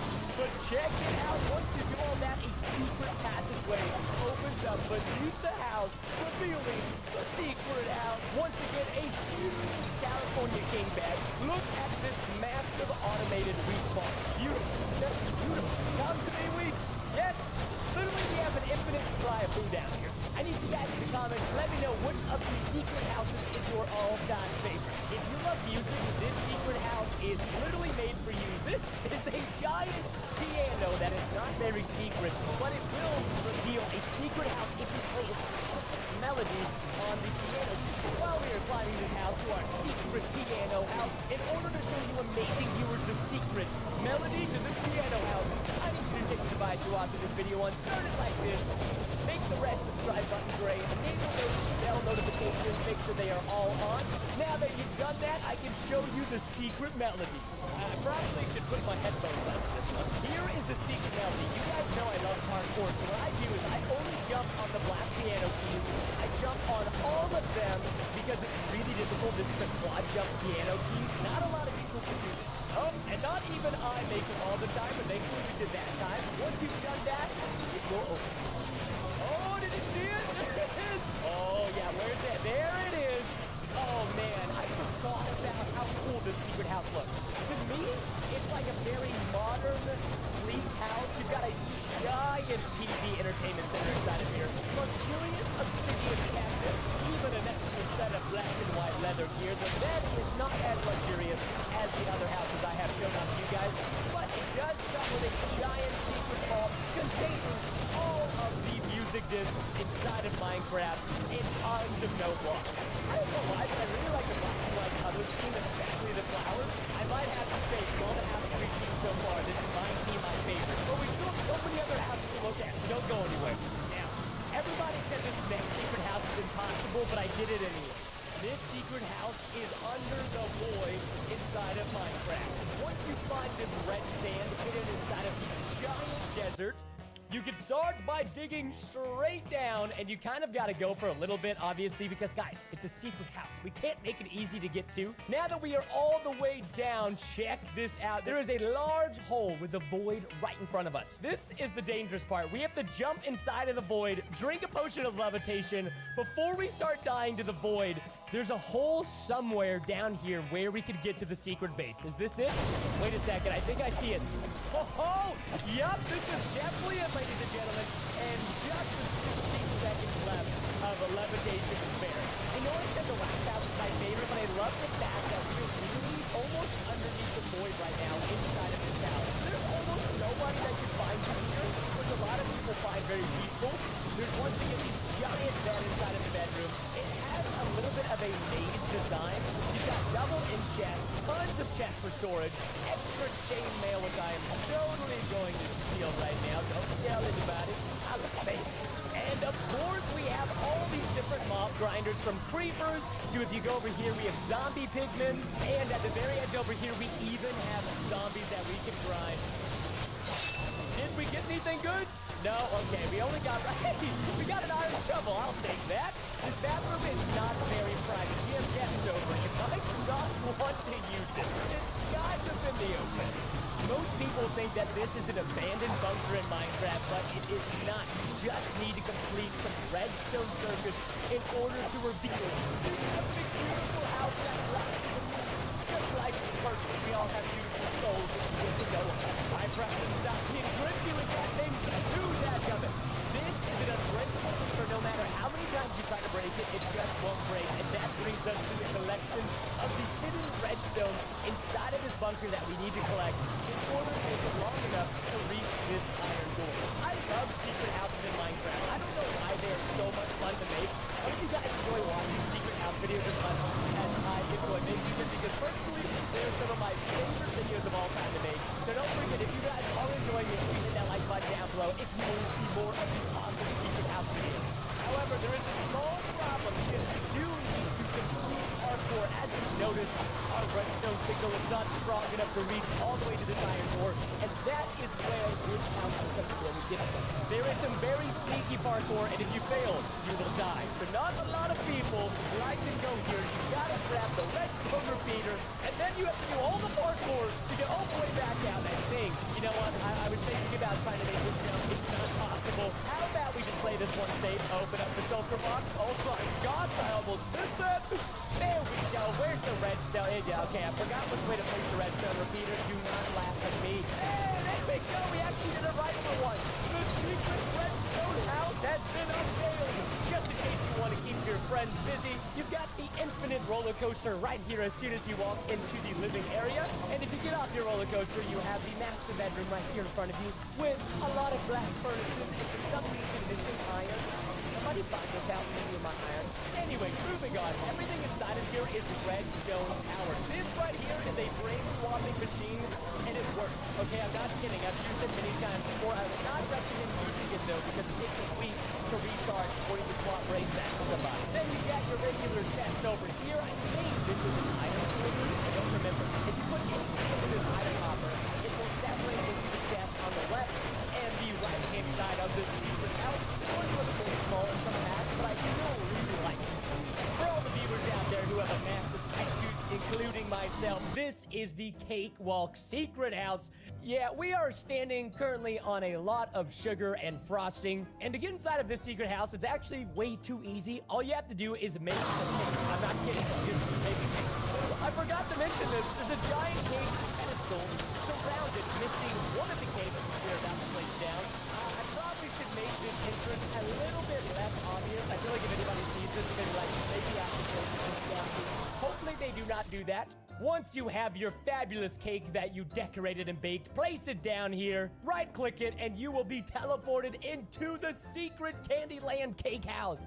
As you can see down here, the floors are made of cake, which are delicious, and you can eat them if you want to. Just remember, in moderation. Okay? We're not trying to get anybody sick here. We've got planted pots. I think that's bamboo. It kind of looks like sugar cane, but it's a trick. It's actually bamboo. I really like the bed. It's a very low to the ground bed. Lots of pretty colors. You got a little bit of mushrooms, some pink glass over here, watermelons as well.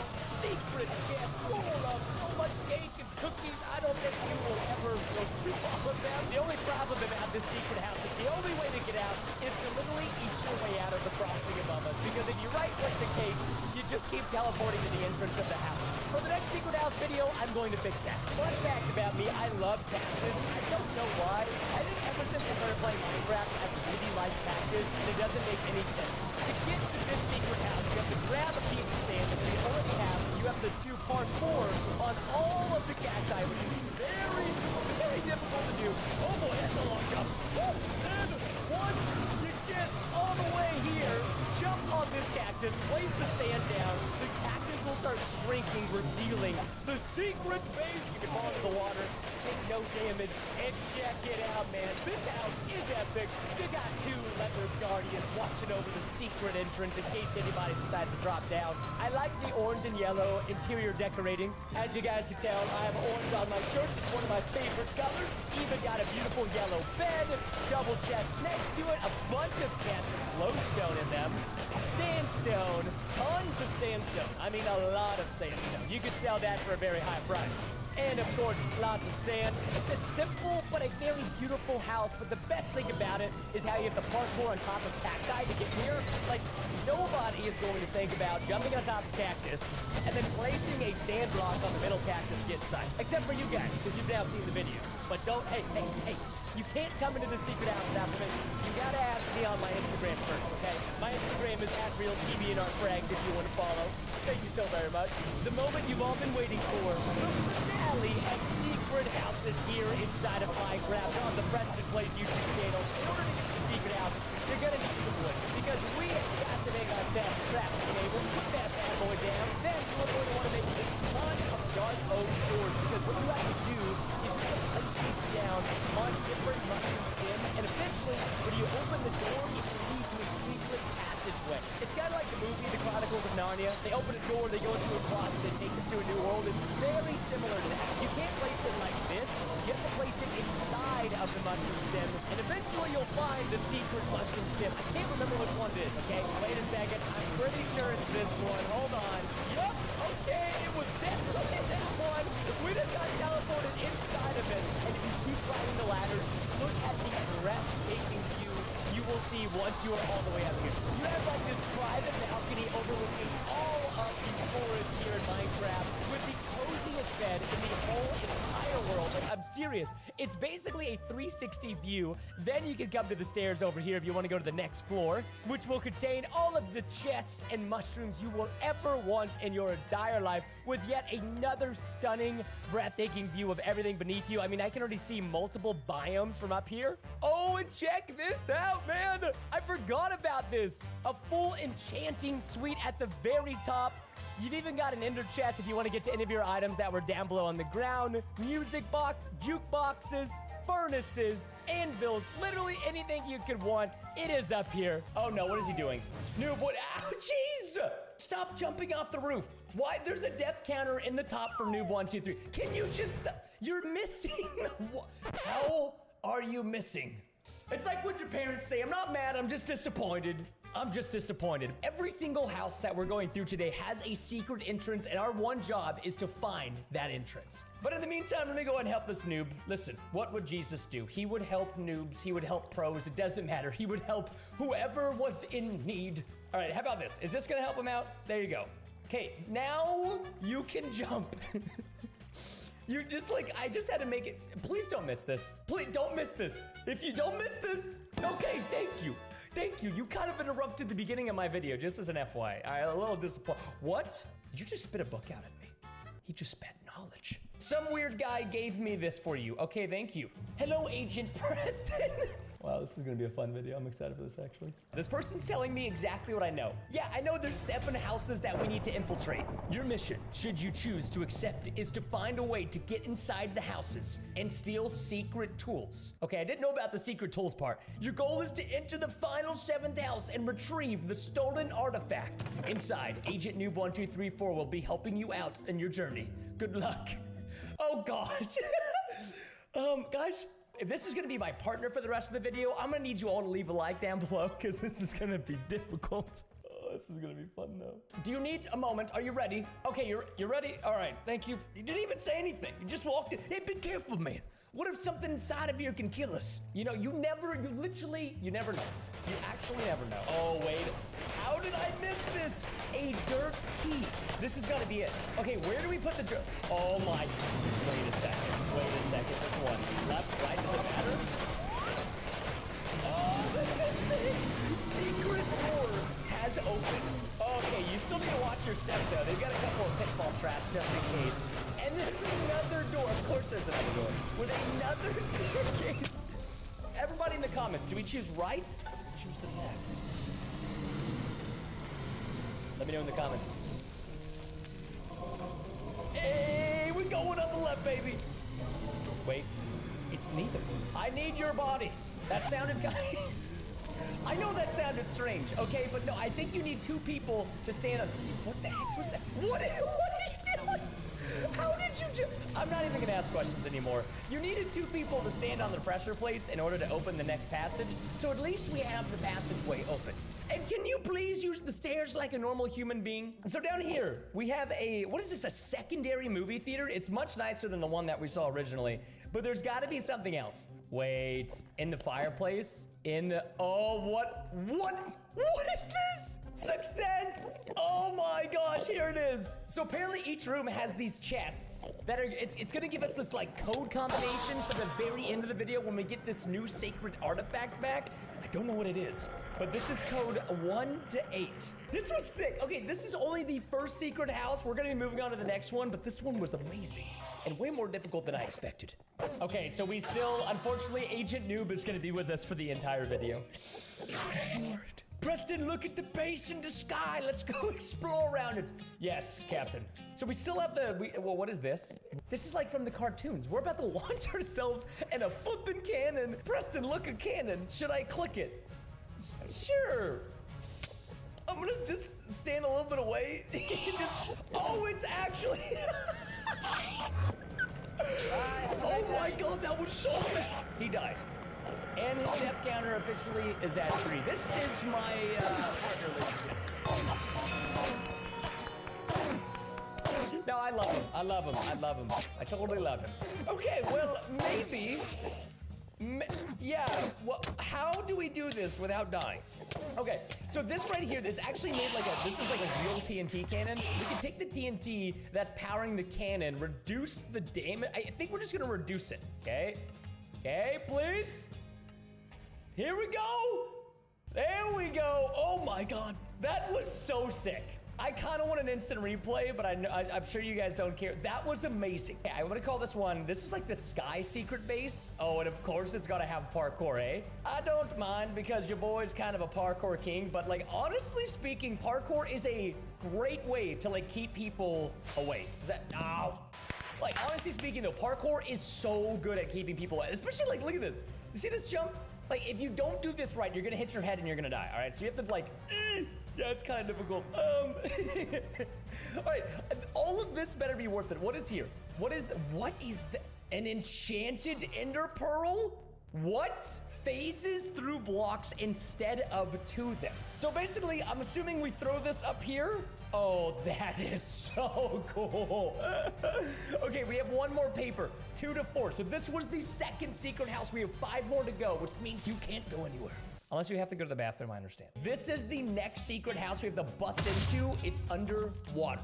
And also, do you see these? Do you know what these are? If you've taken history and you've seen World War I and World War II, these are basically sea mines. All right, they're very dangerous and very deadly, and that's why we have lifeguard Tracy. You gotta love dudes' names that are just a little bit on the edge. You know what I mean? Just a little bit on the edge.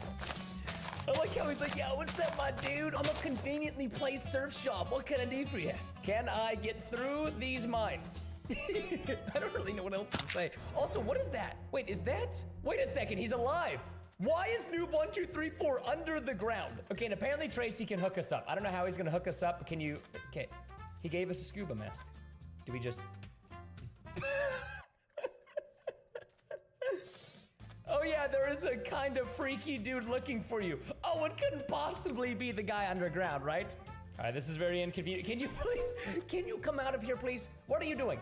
What are you doing? Yes, hello there. Hello, can you, yes? How did you punch that block immediately? Is he in creative mode? He knows the base under the waters. Okay, you're not, no, they're not cool, don't touch them. Ow, that hurt my hand. What do we have to do to get it through Noob? All right, so, okay, we need to be very careful. Very careful. Have you ever seen that episode of like, I mean, not episode, but did you guys ever see Finding Nemo when they set off the mines? Yeah, this is like, you gotta be very careful, okay? Like, I wonder, wait, can you set this off with like a fish? Oh my God, look at this. I thought the snowballs would set the mines off. Nope. Okay, are we in? Are we in? Oh, look at these terrible lines. Okay, get me in. Oh, all right. Thank you to the lifeguard Tracy for the scuba mask. Wait, what a second. I made it, Preston. There is no way on God's green earth that you are still alive. Did anybody see what I just saw with my own 2 eyes? If you think Noob is using creative mode, can you please hit that subscribe button? I really feel like this man's is cheating, and so I'm gonna use it for subscriptions. He's also, why are you looking at this? Does this open? This looks like, honestly, this hopper looks like it needs something. All right, what does this do? Okay, whoa, what is happening? The water god says, you dare attempt to steal from my temple? I don't think we did that. It wasn't me. Is he, he's shooting salmon at us. Those are salmon. He's literally firing pieces of salmon at us. I've never seen something like this before. Can you stop, please? Don't, stop. What is going to make, okay, that's it. I don't know what to do. All right, that's it. There's only one thing. Oh my gosh. No. Here's what we gotta do. Break this. Oh, it does a lot of damage. Oh, that's a lot of damage. Open the staircase. Yes, we're in. Go. Oh my God, I'm gonna die. Stop. Okay, I don't know why. The water god has stopped. I can't pronounce water god. What is wrong with me? Oh, Noob, I need you again. We have to press the buttons at the same time. Yes, I'm sure. Yeah, all of these things that we have to do simultaneously is really adding up to be quite the difficult infrastructure of structures. Where are you? Please, can you come any quicker? All right, don't you shut the door on me. Okay, press up, press your, okay, which one do you want? Yeah, hello, I'm ready, thank you. We have successfully conquered 3 of the secret homes, and we have yet another piece of paper. 4 more to go to find out what the secret artifact is. All right, so I've got a little bit of a hint for this next one. We are in the savannah. Do you see that name tag? That is the security guard, okay? And that means the entrance, that means this house is in the cave somewhere. How do you get inside? Am I even in the right area? Oh, wait, is that an invisible block? Oh, it's dude. Okay, I found the cave. You know, and sometimes you pull a small brain move. This is the correct entrance to the cave. Oh my goodness. All right, I don't like this lava. Hey, stop it, stop it. Stop. What is this button? Do we want to press this? Oh no, that enabled a timer. I feel like that's really bad. What does the timer mean? What does the time? Noob, what are you doing taking a bath in the lava? What are you doing? How are you not dying? Sorry for slacking on the job, but these drinks are fire. What are you talking? Oh my God, it's a mimosa. It's a fire resistance potion, but it has some weird side effects. Is that why you're taking a bath in the lava and not pressing whatever this lever is? Okay, I don't know what this is. Okay, stop it. Why are these timers being enabled? Oh, I bet it opens this. Okay, I have to figure out what this does. Wait a second. What if you have to press all of the timers at the same time? That's gotta be what it is. Can we make it? Can we make it?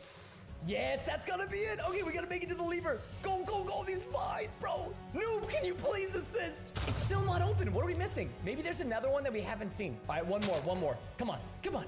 No. Oh, we might not make it. These vines, man. All right, and go. Here we go. All right, so now that we have the lever flick, we have to press all the buttons. And if you don't press them in the right amount of time, they reset. So we're gonna start with this one. That's the easiest one. Oh my God, I got stuck in a cobweb. This one, now we have to double back to the entrance. Oh, this one should be easy. I think we're gonna be fine. Yes! You'd love to hear that sound. You just love to hear that sound in Minecraft, folks. It's so rewarding. Okay, let's count the guards. 1 prison guard, 1 security guard, a regular guard. There are a total of 3 guards inside of this room. How am I supposed to get inside of here? Oh, shit. All right, listen, I don't know what's happened to him, but he's got a problem. He literally told me, he said, go ahead without me. This lava's awesome. I think Noob has a little bit of a problem. He needs to stop consuming these fire resistance potions. All right, here's what I'm gonna do. Okay, the first security guard has gone past. Here we go, sneak. Sneak 1,000. Can they see past these? Maybe they cannot see through bars? Please don't go. Okay, he didn't go this way. Maybe they're blind. I don't know what they are. Okay, I don't know why he didn't see me just now. I'm not gonna ask questions. All right? Oh my God, did we just make it? I think they're blind. Okay, I don't know what it is. I don't make the rules. I just play the maps. Let's go. Wait, this one is an ice card and whatever this is, it must unlock something cold. So now we've got 1 through 8, 2 through 4, 3 through 2, 4 through 5, and then an ice card. What do the numbers mean, Mason? Does anybody know what it means? If you know what this means, you need to let me know down below in the comments, because I am lost in the sauce right now, baby. All right, the next house, of course, has to be in the cold. And as you know, I'm a native Texan, so I'm not used to the cold as much. What are you doing? What was that? That was the most aggressive tossing of dirt I've ever seen in my entire life, and I've been alive for 26 years. So I believe this is the next house that we need to sneak into. I just don't know. Wait a second. It must unlock something cold. Can we just... Oh my gosh, why did that work? That actually worked. Okay, we have a lot of command blocks. Do not press anything. You hear me? Don't press a button. Don't even think about pressing a button. No, don't touch anything. Stop. You're gonna get us killed. You are literally gonna get us killed. What are you doing? What are you doing? Bad things are happening right now. You are leaking lava into the room. Why did you do this? Why? No. Oh wait. Oh my gosh. Noob. Oh my gosh. It's a dropper. Oh, okay. And of course, Noob has died yet again. 6 deaths for my partner. No, this is like one of those times where I wish Brianna or somebody else was my partner. What the heck? Why? Nothing makes sense anymore. Why are you in here? This is Noob1234's son, in case you were curious by his name. Only a fellow noob could unlock the secret code. That explains everything. So much of my life, I think about things, and then they don't get explained. And then in this moment in time, they get explained. Now I understand what happened. Well, I'm actually thankful this time around that we had the noob to get inside of here. I don't understand what this water block is for. Is it? Oh, baby! 2 elytras and yet another code. Oh, I also just like took these items without asking him. Can I take these? Probably should have asked him before I took them. You know, sometimes I get things a little bit mixed up. Fine, you made it here. Take what you want. By the way, you might need it. Like, the lava's coming down all the way into this part of your base. You might want to fix it sooner than later. So, you know, like, that's gonna be an expensive cleanup, and I'm sorry. All right, this one, okay, I think this might be the most difficult one, but also the most epic. Look at that lava curtain. It reminds me of factions back in the day. And you jump to your death with Elytron. Why do you even use these things? Okay, stop dying. You have 7 deaths. If it gets to 10 deaths, no, stop. Yeah, thank you. Just be, no, stop. That's right. Oh my God, wait, did he survive? Did Obi actually survive? Does anybody watching my videos ever play factions on Cosmic PvP or just factions in general? This reminds me so much of Minecraft factions, and I freaking love it. Oh, you have to go through the lava with the Elytra. Big brain. All right, maybe it wasn't a bad idea to bring you along. Well, the lava is friendly. It didn't hurt us. Well, okay, I wouldn't say that. Okay, I told you that the lava's not friendly. You just flew through it with your Elytra. Dadgummit. I think he might end up busting 10 deaths before the end of this video. I'm not even, like, remotely inconfident, is that a word?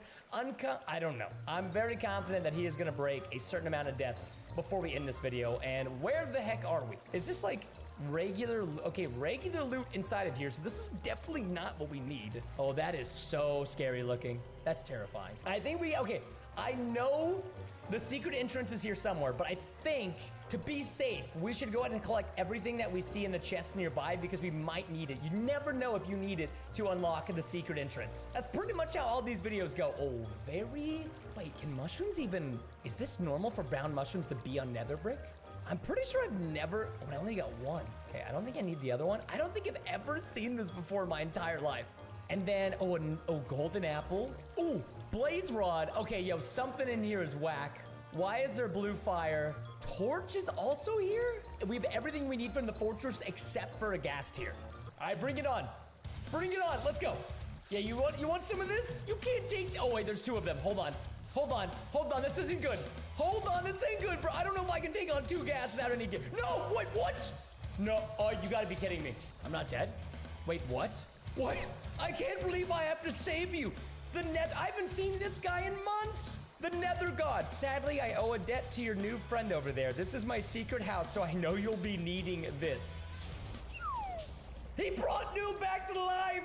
Let's freaking go. Have you ever seen something as epic as that? If you haven't, you have to subscribe to the channel now. That was amazing. The afterlife was super cool. I really hope you went to heaven. I really hope he did.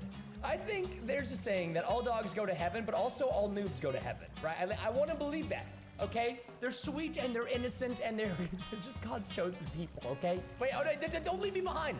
No. Where'd you go? Okay. Oh, dude, you can't leave me behind. Oh, man. Okay. This makes a lot of sense. This makes so much sense.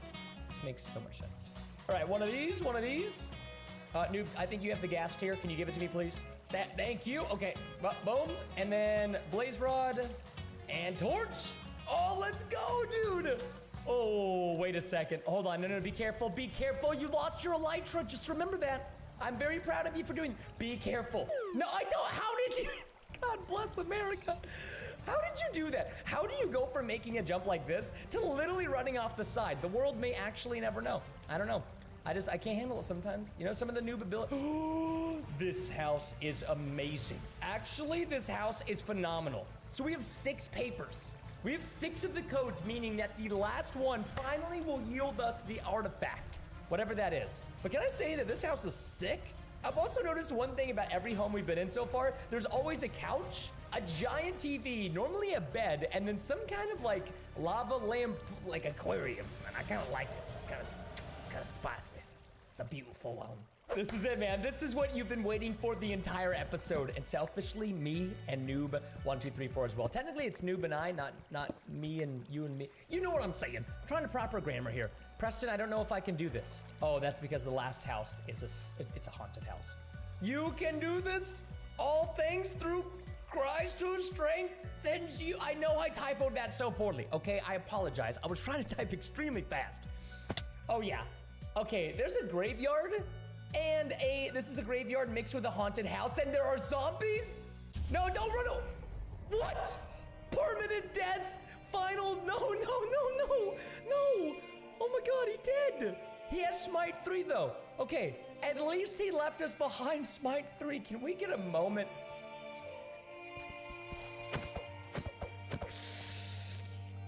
All right, there's no time to mourn. We need to go on. Okay? All right, it's just sad. The zombies, thankfully, are all sleeping. You will go insane before you enter my secret house. I've hidden the key in one. Oh my god, that actually scared me. Why? That looked like Slender Man. I've hidden the key in one of the zombie pockets if you risk finding it. Oh, if you right-click them, it wakes them up. Oh, this is so bad. I'm literally trying to check. I'm checking every zombie. Oh my god, dude, none of these. Wait, I've got the key. I've got it. Hold on, I've got to kill these zombies. Oh, there's a lot of them. Chief.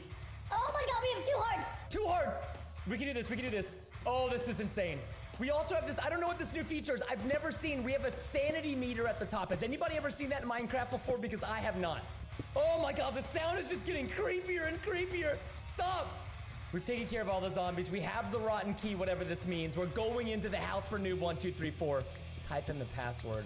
It's got to correspond with these notes. Wait, is it subtraction? Let's go. Sanity restored. Whoa. Oh, dude, this music is not okay. This haunted house is falling apart. What? Okay, I literally don't know what happened. I fell in the lava and got teleported back. We need to get out of here. Oh my gosh, these blocks are disappearing beneath our feet. This is insane. Is there anything out here on the patio? No, there's nothing. What is this? Oh, dude, I hate this sound. I'm actually losing my mind. You guys know on the channel, I get scared, okay?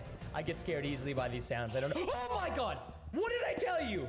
You've fallen right into my trap. There's nobody that will come save you. No! What are you doing? You're going to die. I don't even know how you came alive. I gotta get out of here. What do I do? Put down the block of andesite. Dang it, I'm stuck in these webs.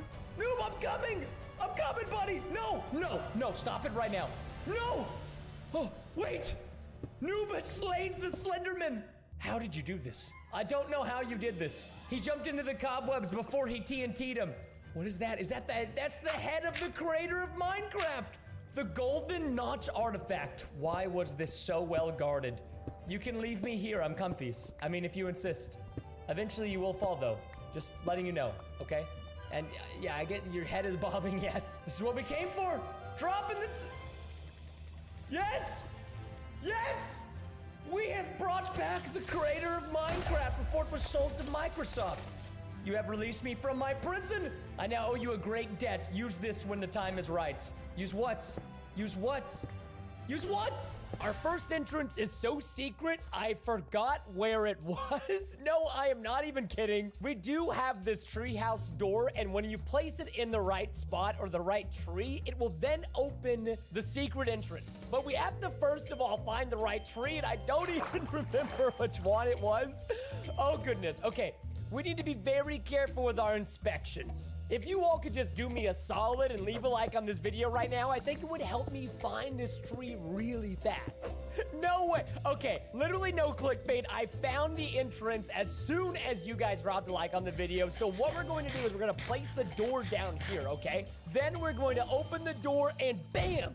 Look at that. How amazing was that? From this to this. Okay, wait, I forgot what's on the inside of this secret treehouse. This is going to be epic. I have been climbing a ladder for far too long, ladies and gentlemen. Oh my goodness. Look at how high up we are. This is sick. This is like a treehouse condominium on the 30th floor in the downtown of an epic city you love. Oh my gosh, wait, there's more floors? No way! Yo, this is actually the most epic treehouse in the entire world, filled and complete with diamonds, iron, and even gold. Whoa, there's even a master bedroom. I forgot, it's been a while since I've been here, and I haven't cleaned up in a while, so there's a little bit of cobwebs, so please ignore those for now. Wait, there's more chests? Wait, blocks of diamond? Blocks of iron? Oh my gosh, and there's still more to of this house. This is nutty. So up here, this is like the crafting area. You've got your crafting benches and your anvils. I can't believe this. And this is only our first secret entrance, ladies and gentlemen. There are even more secrets to be found. I'm going to need your help for this next secret entrance. Whatever device you're watching this video on, I need you to turn it like this and make that red subscribe button gray, okay? I know it sounds crazy, but it helped me last time, so I mean, obviously it's going to help us this time find the entrance, right? There should be a missing book in one of these bookshelves that we are right now scouting, and once we find it, we should be able to open the entrance. Hold on. I think this one is missing a book. This one is definitely missing a book. Okay, wait, I forgot to find a book to fill the missing bookshelf. Oh my gosh, I am such a pleb right now. Give me that book, good chess. Here we go. And boom shakalaka. Oh my gosh. Oh, okay. Whoa, this is beyond epic. Where is this taking us? Wait, what? Oh my gosh. Wait, this was under the library the entire time? I didn't think there was gonna be this much loot. I thought it was gonna be pretty dope, but this goes above and beyond everything I thought was possible for a secret library entrance, and I gotta say, I am pretty satisfied right now. In fact, I'm so satisfied we are moving on to the third secret entrance, which is somewhere inside this house. As you can imagine, the secret entrance does have something to do with all of these wooden chests. I don't know what exactly, but I will figure it out.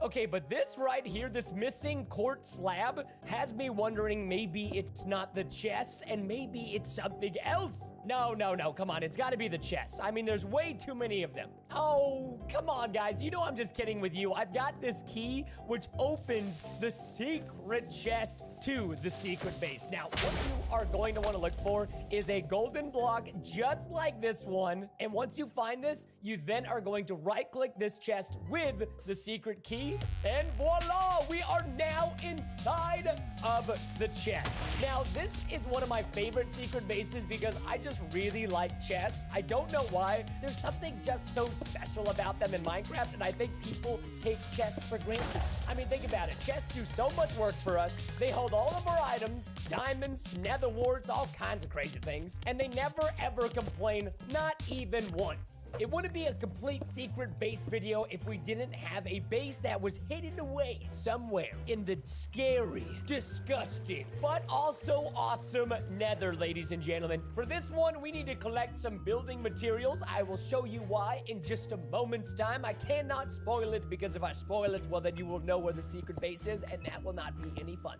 I gotta make sure I'm lined up in the correct spot, which it looks like I am. We are going to build all the way to the top. I am literally praying to God right now that we do not get shot down by a ghast or anything else that could technically kill us because we are doing something very, very risky right now.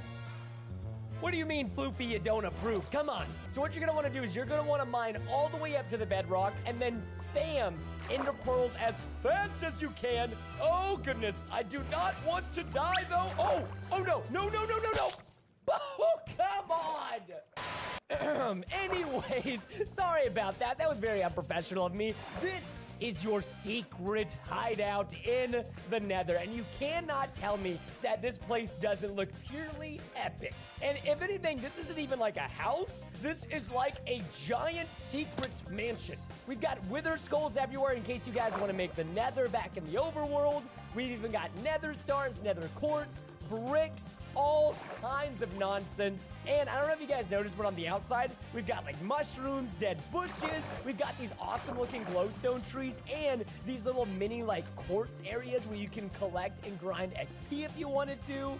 It's definitely a vacation home for some. Others, it's not so much a vacation home, but I still love it, okay? Don't judge me. For this secret base, we must become a wizard like Harry Potter. I am holding a magic wand which can be used for spell castings and opening secret passageways, ladies and gentlemen. Also, I'm curious, do you guys recognize this house? It's from a favorite movie, which may or may not include a very famous wizard. For the most part, the house is kind of dull. There's nothing crazy about it until you go underneath the staircase area. And if you look in this general direction and then you right click, watch what happens. 3, 2, 1, yeet! Oh, this is so cool. It opens opens up a secret nether portal, and when you go inside, you are then brought to an exact replica of Hogwarts from the movie Harry Potter. How insane is this? If this doesn't make it into your top 5 most secret bases, secret entrances, or whatever you want to call it, I do not know what else will. I'd probably say the only downside is it does not come with Hagrid or Harry Potter or Cerberus Snape. It's just a replica, okay? I'm sorry, I couldn't bring the actual magic to this place. This may be my favorite secret base because this is hidden somewhere below us in the water. And I personally find that secret bases in water are probably the coolest. And once again, I have hid this secret base so well that I may or may not have forgotten exactly where I put the entrance, but that is a part of the plan, okay? I think I used these sea pickles to mark where I hid the secret base. I'm just not 100% sure. If you are laughing at me right now in the comments, imagine if you were in my feet currently, okay? Or maybe the saying goes, in my shoes. I can't remember, okay? I'm a little bit distracted right now. Oh my gosh, there's diamond down here? No. Preston, focus on the secret base. We cannot get distracted by diamonds. This is starting to look really familiar. I think it's down here inside of this ravine. Oh, please tell me this is it. Yes, I see the sea pickles. This has got to be it. 100,000,000%. Follow the sea pickles. Did I really hide the secret base this far? I do not remember it being this long to get to. Oh, wait, it's okay. I took a right turn when I was supposed to take a left turn. Wait, yo, guys, this is it. This is 100% it. Look at the gold ore I placed down up top. Just a little bit further. Come on, we're almost there. Yes, this is it right here. Look at the diamond staircase I built, and look at the secret house underwater in a cave. One of my all-time favorite getaways. If you guys didn't know, I do rent this house out from time to time, but only to friends I really love. Comes full with a complete master bedroom suite with a view of your own private ocean aquarium, an enchanting library just in case you want to get some work done while you're on vacation, a double chest closet, but unfortunately this is all I could really fit down here because it's pretty difficult to build a secret base underwater in a ravine and when I am made of lava. I mean, look at me. I'm literally made of lava. I really wanted to save this one for Halloween, but you know what? You guys are worth it, okay? We're looking for a specific jack-o'-lantern that has a trap door on it. What do you mean I passed it up to my left? Did I really pass it to my left? Oh my gosh, I did. Okay, I'm such a pleb. So, it may look just like an ordinary jack-o'-lantern with a trap door, but I promise, once you go and follow me on Instagram at RealTVNRFrags, the jack-o'-lantern will turn into a legitimate house, okay? Did you follow me on Instagram? Because if you didn't, it's not going to work. Oh, so you did follow me on Instagram. Okay, well then I'll show you guys. Open the trap door while jumping and yes, just like that, inside of the secret house of the jack-o'-lantern. And look at how spacious this place is, okay? You've got the giant spiral staircase, which goes all the way up the pumpkin stem, which personally I find to be one of the coolest things about this secret house. It's a little bit difficult to get sleep in here, though, because there's so much light from, like, all of the torches. But there's a giant production facility for other jack-o'-lanterns inside of this jack-o'-lantern as well. I really like this place, though, because, like, I think the torches that are floating just look so cool. I mean, how could you not love this?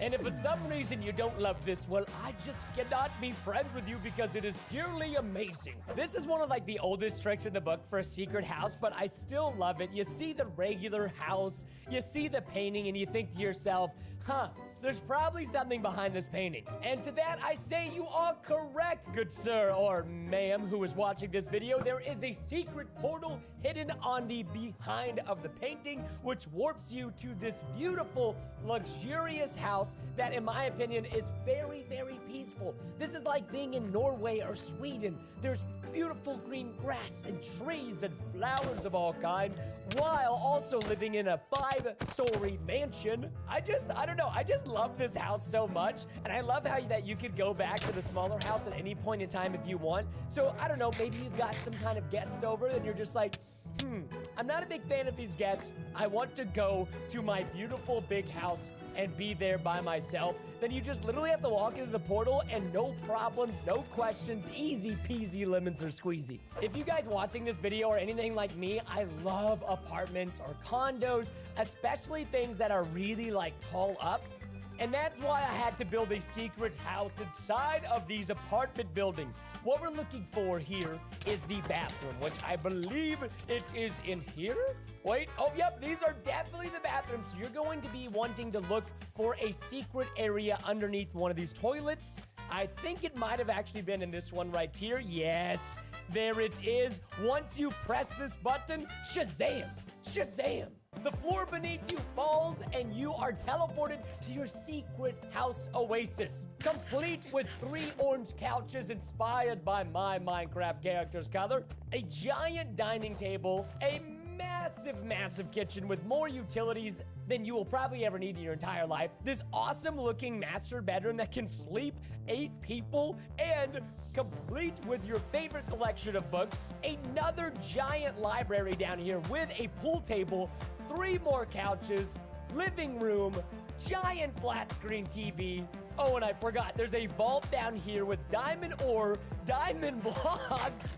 How did I forget about this part? This is probably one of the best parts about this place. I just love the secret house because it's so modern. It literally fits me perfectly. Here comes the sad part of the video where I have to mention that if you comment within the first 60 minutes of a video being uploaded, your comments will be featured right here. So make sure you guys comment. Floopy says goodbye. So today I'm showing you 39 of the funniest ways to prank your friends and family according to you guys. I carefully selected all of our most popular pranking videos and made it into a giant movie for you to consume. So pause the video, go make some popcorn, then come back, leave a like, and enjoy the prank movie. Noob1234 is currently offline. This is the gift prank. I want to show you guys what Noob1234's house actually looks like. And if you didn't see the video already, I posted one not too long ago where he logged into my SMP server and annoyed me the entire video. So this is revenge. Inside of Noob1234's house, as you can imagine, there's nothing special. We've got a couple of stacks of cobblestone. We've got damaged wooden pickaxes. Nobody saves their damaged wooden pickaxes. If you agree with this statement, make sure you leave a like down below. On top of that, he's got some flowers. He's got a dirt roof. Let me fix this block for him because this is actually giving me OCD. So here's how we're gonna prank Noob1234. I've got trap chests. We're gonna place these down just like so. Oh, I almost just pranked myself. But once he opens this, he is going to fall down into the dangerous pit of lava down below. So I'm gonna put a diamond in the chest because, come on, noobs will do anything even for 1 diamond. And then we are going to put the sign over here. Obviously, it's going to say free diamond. I mean, I pretty much don't think we have to put anything else in there. I mean, I guess we could put in there buy Preston Styles merch, and perfect. There is no way he's going to be able to resist this. Now all we have to do is wait for Noob1234 to log back on. Oh, he just logged online. There he is. What's he doing? What is he looking at? Oh, he's going, oh, shoot. I forgot to shut his door after I opened it. To be honest, I don't think he's gonna notice it. And I also technically fixed his roof up, but yeah, it's gonna be great. He's gonna be happy with it. Come on, noob, come on. Oh, he sees it. He's taking the bait. He is 100% gonna take the bait. Come on. Yes. Yes. Yes! We got him, ladies and gentlemen! Noob1234 has been pranked! But I'm not satisfied yet. We still need more revenge. I created this extremely easy parkour so that he would take the bait, because at the end right here, I'm gonna place down all the 8 diamond blocks, but beneath here, on the pressure plates, are going to be TNT.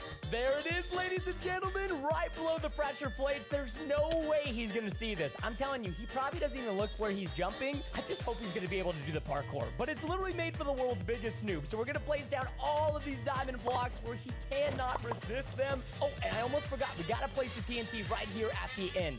TNT! Plank! And then I'm even changing the pressure plate at the end just in case he catches on from the other one, so it's spruce and it matches. Now we lie in wait for Noob to log on. Oh, well, hello there, Noob1234.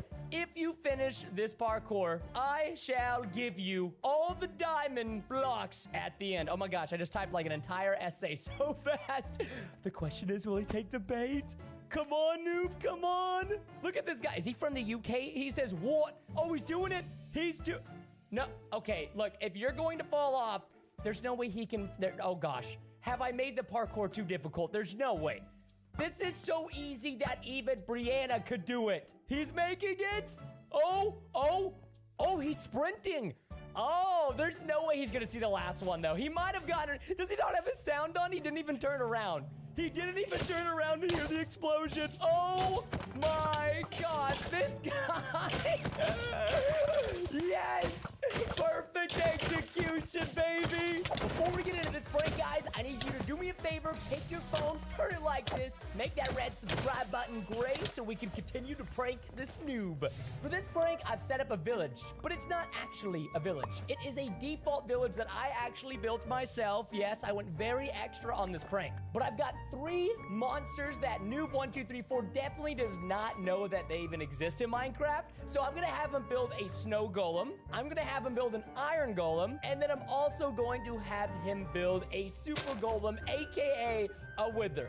This is not going to be pretty for the village, but it should get noob1234 without a doubt. Oh, here he is, guys. Yo, dude, I found some super secret blueprints in this village. I need you to make them. I don't even think he knows what house to go to. I'm gonna, here, follow me. It's this one. Hopefully he understands.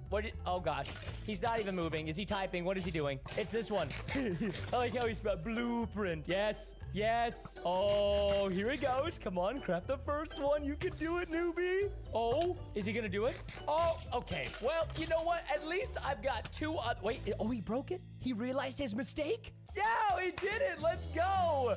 So by now he's probably thinking these creatures are cute and friendly and sweet, but there's more. There's 2 more over here. Okay, I actually misspelled. Do not say anything in the chat or the comments below. Yes, perfect. Oh, put the pumpkin down. Make the iron golem. Come on, craft it. Yes. Oh, he missed. Did no work? No, I'm pretty sure you're also using you're using a jack-o'-lantern. Oh gosh, is he moving on? Okay, he's gonna move. Oh no, this is it, dude. Oh, the super golem prank. Oh, he's doing it. I can't believe he's actually gonna place that. No, there's no way he doesn't know the spawns a wither. No. Oh my gosh, dude, why did you? What have you done, noob? What have you done? No. You gotta fight him. Oh my gosh, he's... Okay, you know what? Now I'm getting out of here. Okay, now we are going to run so far away from here. Otherwise, the wither is going to come and attack us. This prank is so elaborate, I had to bring on a brand new friend just to help me script it out. It's crazy. His name is Floopy. Can we please get some comments and likes down below for Floopy? Floopy, by the way, is available on Amazon. No, not him in specific, but you can get the slime he's made out of. You guys see Noob1234's name tag up here? He is currently trying to mine with a wooden pickaxe to find diamonds. So what I'm gonna do is I'm gonna lure him down here to this beautiful spot. He's gonna mine this diamond, drop down here. Whenever Noob1234 mines this area in the hidden treasure vault, he is going to fall to his death. As you can see, that is a very long fall, and it's not going to be very nice on Noob's legs. He doesn't have those swaggy sneakers of his, so he's going to take a lot of damage. Come on, take the bait. Take it. Yes. He's taking the bait. This is perfect. Come on. Yes, he's on the hook. He is on the hook, ladies and gentlemen. Here we go. Hansel and Gretel style. We just need him to lead all the way here to the diamonds. Oh, he wants diamonds so bad. Look at him in the chat. He's freaking out. Okay, I just gave him 7 diamonds, but when he sees these, he's not going to be able to resist. No. Wait. Use this. Homie, you cannot mine diamonds with a wooden pickaxe. You need an iron pickaxe. Yes, I will take that. Go ahead. Mine it. Oh, here he goes. Oh my gosh, is he gonna take the diamonds? He's freaking out right now. He's like, I have never found this many diamonds in my entire life. Oh, he's gonna do it. No. Oh! This worked out perfectly. Good job, Floopy. We got that noob. So Noob1234 mentioned to me earlier that he wanted to try to go to the nether and survive, but I told him it's a bad idea and he shouldn't do that because he's a noob, and noobs die in the nether way too easy. So I told him he could only go into the nether if he let me build him a secure nether base. But what he doesn't know is that beds in the nether will explode, and instead of setting your spawn point and helping you out, they actually will kill you. I'm gonna put tons of beds over here, so when he gets to the nether and he's ready to rest and set his spawn point, he is going to explode. Now that we've got our beds, let's place them down like this. Oh, I'm excited for this prank. I actually managed to get my wife Brianna with this prank when she first started playing Minecraft because she was a noob and had no idea beds would explode on impact. And for this prank, I miss Floopy. Let's get Floopy back on the mic. Floopy, what do you think of this prank? 10 out of 10.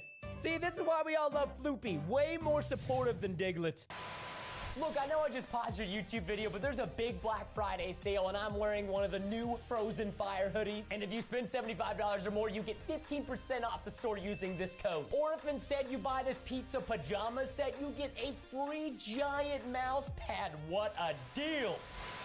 Oh my gosh, he came to the nether in leather? Dude, why did you not put on the iron gear I gave you? This is your base, you goofball. Oh, I can't. Hopefully he just climbs up. Come on. Come up the ladder, bro. Here he comes. Oh, come on. Take the bed. Take the bed. He's looking at them. Oh, yes. Yes! That could not have worked any better. See? Floopy knows what's up. If there's one thing we all know about noobs, what is it, Floopy? You are absolutely correct, Floopy. Not only do they like shiny things, but in specific, they like treasure.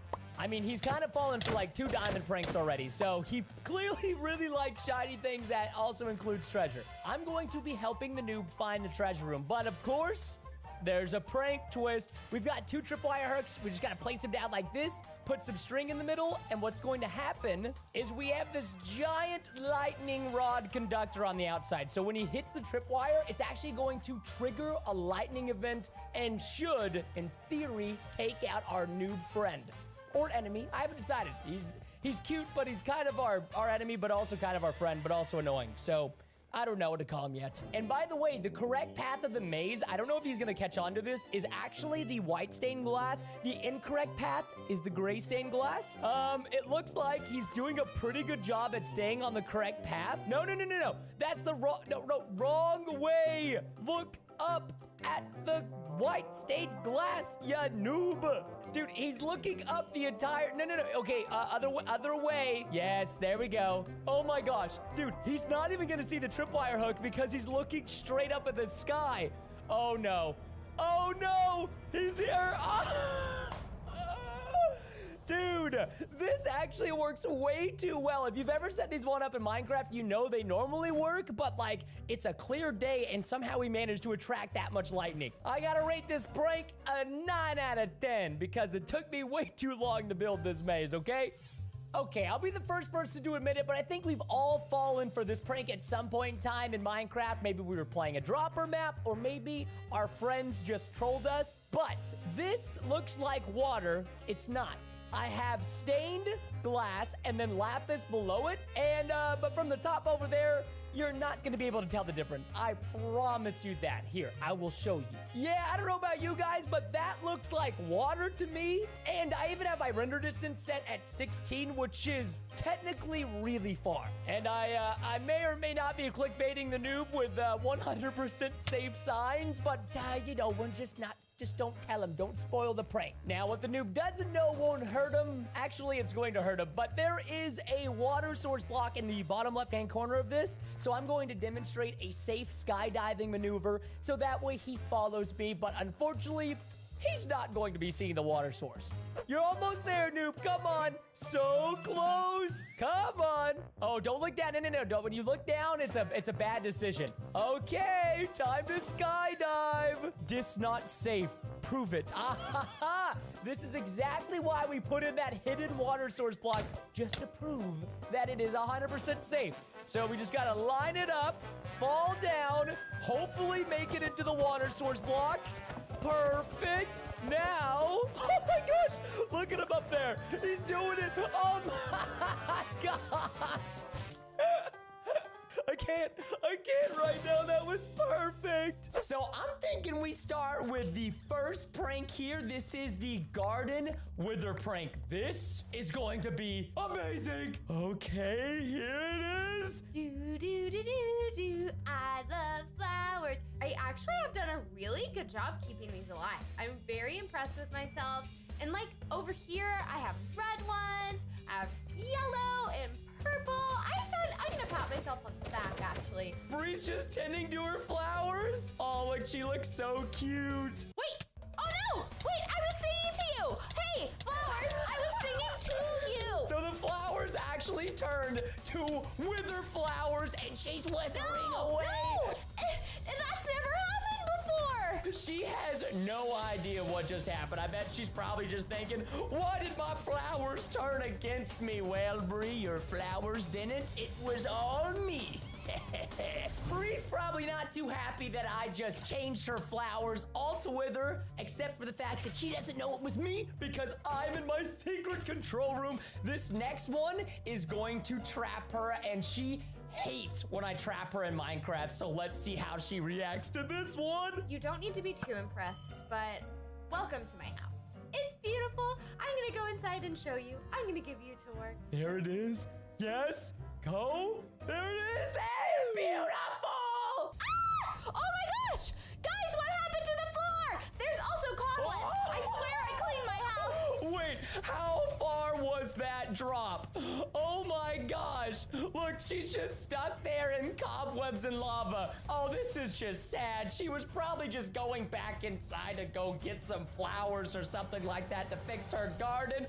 And instead, she's drowned in lava. Apparently there was lava under my house, guys.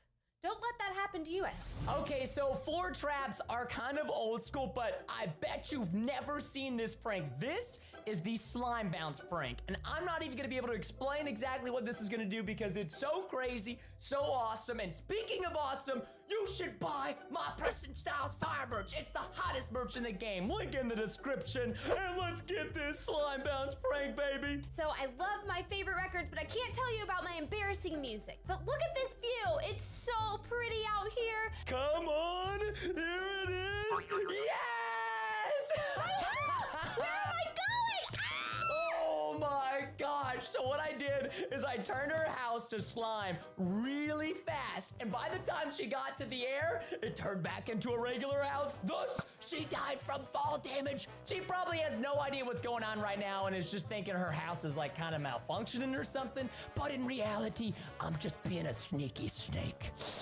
Pretty insane, right? Have you ever seen that before in Minecraft? Not a chance is the answer. So this next one is the nether portal prank. So I need you guys to bear with me for a second. I love the nether and I love portals. So let's get it, baby. So I hate to brag, everybody, but there is literally a portal outside of my house. A whole new world is just sitting here like a magic carpet from Aladdin. It just takes me to a whole new world. Do you want to see it? She has no idea. I didn't even know she could build a nether portal. To be honest, I'm really impressed because I didn't think she could even build one of these, but apparently she has. So I made sure to go in already and make the preparations. Oh, wait! I don't think I'm supposed to go down here! Just walked out! She didn't even check! Guys, the #1 rule in Minecraft is, first of all, you never dig straight down. Second of all, always watch your footing in the nether because you might fall in lava or fall down a giant hole your husband prepared for you and you'll lose all your diamonds. In Minecraft, you never want to lose your diamonds. It's the most important thing ever. So the nether prank's been done before, but I bet you've never seen this one. This is the pet wolf prank. Brianna loves animals so much, so she might be really mad about this one, but I don't care. We gotta do it. Bri, I got a present for you. Oh, I'm so glad. It's been a bad day. What? Really? What's been happening? I've had the strangest things happening to me all day. I've died. I've fallen out of the world. I don't know what's going on. Don't worry, Bri. I promise this will make your day 100 bajillion times better, almost as good as Preston Styles Fire merch. Check it out. A dog! It's a wolf, Bree. It's Stanley. Oh, I love him. Did you really think it was a dog? Oh, a wolf is a dog, right? Can I love Okay, him? well, Bree, here, you need a leash, right? Because wolves are kind of okay. crazy, and you're gonna need a treat because Stanley, Oh. he's a good boy. He's very loyal. Hey, come here, Wolfie. Just like that, Bree, you gotta get a little closer, I There love you you, go. Wolfie. Wait, what's You got wrong it. with Preston, the wolf doesn't like me. No, he loves you, Bree. Bree, he loves you. That's Bree. it shows affection. He's slaying me. Sorry, Bree. I think I'm just gonna take him back. He just loves me more. Okay, so that prank was kind of rude, but also at the same time hilarious. This next one is also a little bit rude, but it's so funny, guys. Check it out. I have had the worst day ever, and I love animals like more than anything in the entire world, and it betrayed me. So I'm just gonna sit by my fireplace and relax. So, wait, the fire's going rogue. Someone help me! Someone help me! Spreading everywhere. Help! I put extra gunpowder in the fire. That way this would happen. Oh my gosh, I should feel bad. Okay, you know what? After all of these pranks, we might have to do another video where we give 15 gifts to my wife in Minecraft. So I feel pretty bad about what I've been doing to Brianna, so I may or may not have a fake present that we're gonna be giving to her. I just trust me, it's gonna be great. Wait for it, there it is. Aw, Preston got me a present. Oh, he's been doing this the whole time. I should have known it. I deserve this gift. You know what? Thanks, Preston, but no thanks at the same time, because I've had a horrible day. Pufferfish! Yes, she opened it. Oh my gosh. What the heck, Preston? No, they're scary. No, Preston, they're more pranks. Guys, I feel like I've started to outdo myself with these pranks in Minecraft. If you haven't already left a like, smash that like button and let's get into the next one. After all the pufferfish nonsense, Bree is probably ready to take a bath. I know Bree, when things get stressful, she likes to take a bath. But I've got something else in plan for her bathtub. Let me just go ahead and go over here. I don't want Bree to be able to see me. So, for those of you who don't know, the way that I like to de-stress is to take a bubble bath, and I still have pufferfish little swirlies around me, so I'm apparently very stressed. It has been a very long day, and I am very tired of all of this nonsense that Preston is causing me. Hello? Wait, what's happening to my bathtub? I don't even know where I am anymore. Unfortunately, I unscrewed the lever and her entire house is now flooded. Poor Brianna's house, man. It has been burned, turned to slime, there's been pufferfish, and now the entire house is flooding. It's literally all flooding. Preston, I'm gonna die if you keep me in here for long. Preston, I see you. I know you're doing this to me. Hi, Bree. Look at her, she's just swimming away. Oh my gosh, her entire house is covered in water. Sometimes it's hard being an official prankster. But wait, there's more. This next prank is the ultimate sand trap prank, which you've probably pulled on your friends a couple of times while playing Minecraft, but nothing like this one. I don't even feel safe in my own home anymore. I don't think that I should go in this house. I mean, I have been drowned, if that's a word. I have been set on fire. I have had fish come to eat me. I think that I should just stand in the pretty flowers and in the grass and wait, what was that? Oh, look at how much sand there is. I don't even remember buying this much sand, guys, but the local villager that I got it from had a lot of stock and he was selling at wholesale prices. So I figured, why the heck not? Let's just buy way too much. And I definitely think we have way too much. And of course, a pranking video wouldn't be a pranking video without a charged creeper prank. So I need to grab this and quickly go hide it in the attic. Oh yes, this is the perfect place to hide the charged creeper. Okay, let me unmute real quick. Bree, I need you upstairs really fast. I stubbed my toe again and I can't get it out. Oh, you know what, you guys? I bet that is a secret code for I'm sorry. So I'm gonna run up there and Preston's for sure gonna be apologizing. Oh, wait, is this Preston? What is that? Whoa! Was that your toe? Yeah. Well, I mean, you could say it was my toe, my big charged creeper toe. Brianna loves chickens almost more than she loves me. Sometimes it kind of creeps me out. You've probably seen in our real life videos, we have chicken statues everywhere. Kind of creepy, but that's okay because I have chicken bombs and Brie is not going to expect this. So let's ring the doorbell. Somebody's at the door. I bet it's Preston saying he's sorry. It's me! Look, I got you eggs. We can grow our own organic chickens and we won't eat them. Just their eggs, okay? How about you come right here in the kitchen? Yeah, just like that. Okay. And then just, yeah, don't look. No, don't look. And then here is your surprise, Bree. Chuckles! Hi! Chickens! Don't you love them? Preston! Bree, Chickens! they're explosive robot chickens! Okay, Bree, I'm sorry, but I gotta go. I can't be around all these chickens. I'm actually allergic. Bye! That's my favorite way to die so far. Bree's rebuilt her house out of bedrock, but that's not gonna stop me from pranking her because this is the lightning rod prank. I know how much Bree loves emeralds, so what we're gonna do is we're gonna sprinkle them out like this. Just a couple of emeralds, because Bree loves, I mean, what girl and what Minecrafter doesn't love emeralds? You guys, I have had a very long, very stressful day, and now it's been even longer because I had to completely renovate my house. It is now bedrock because it is impenetrable. What is he dropping out there? Those are really pretty. Actually, okay.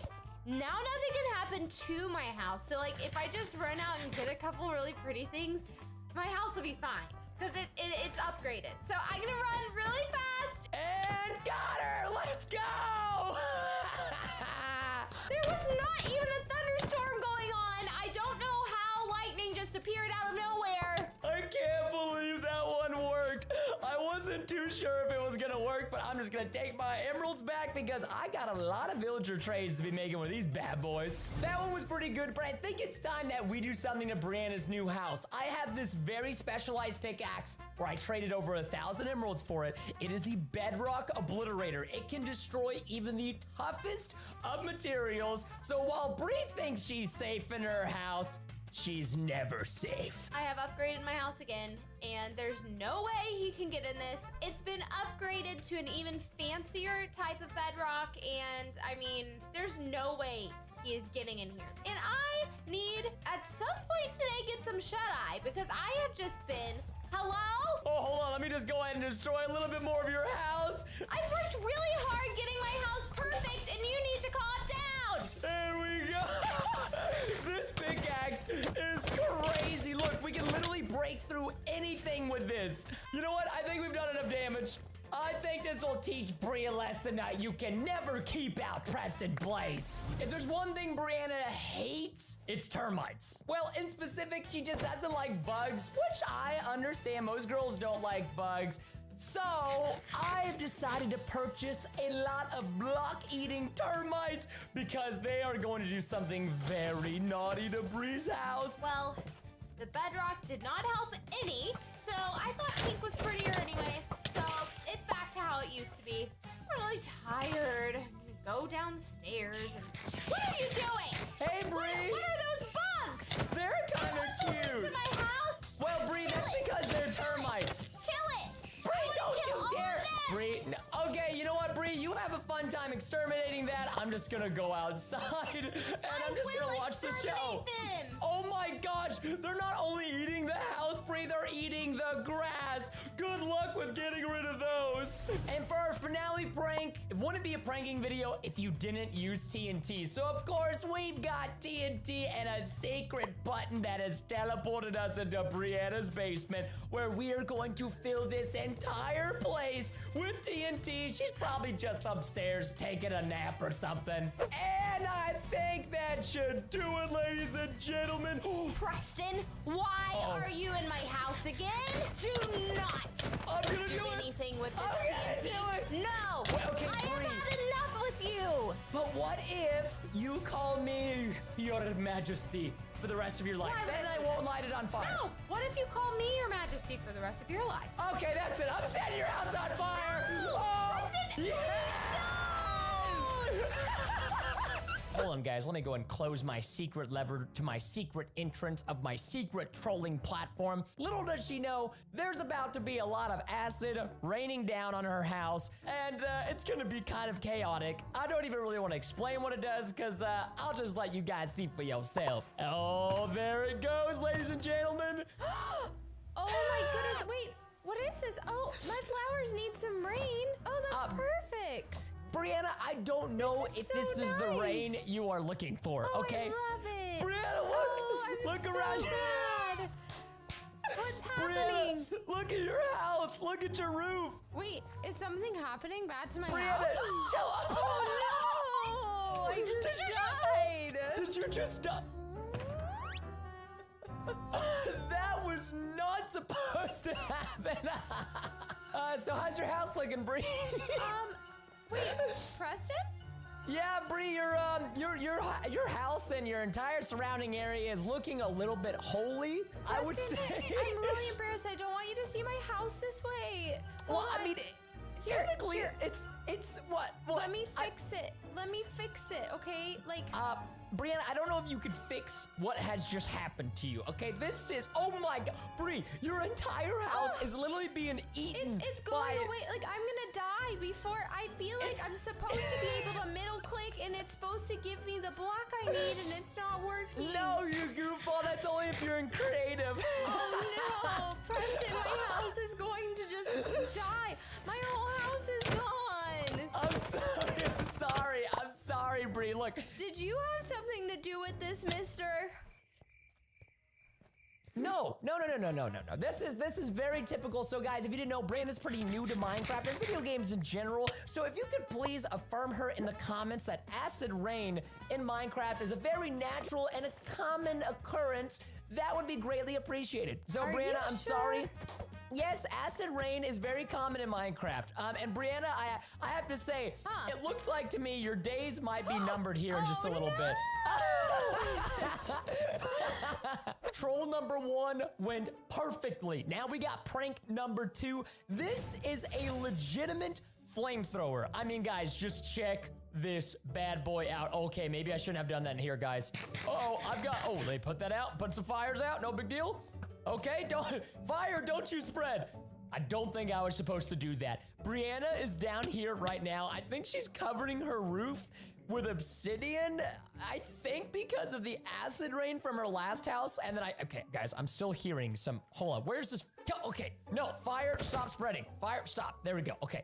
Now that I put out the flames, let's go see what Brianna's up to. Brianna, what are you doing? Hi, Preston. Look. What? Look what I'm What doing. is this? I'm roofing the house. Did you see? You were there. You saw all that acid rain? Yeah, I mean...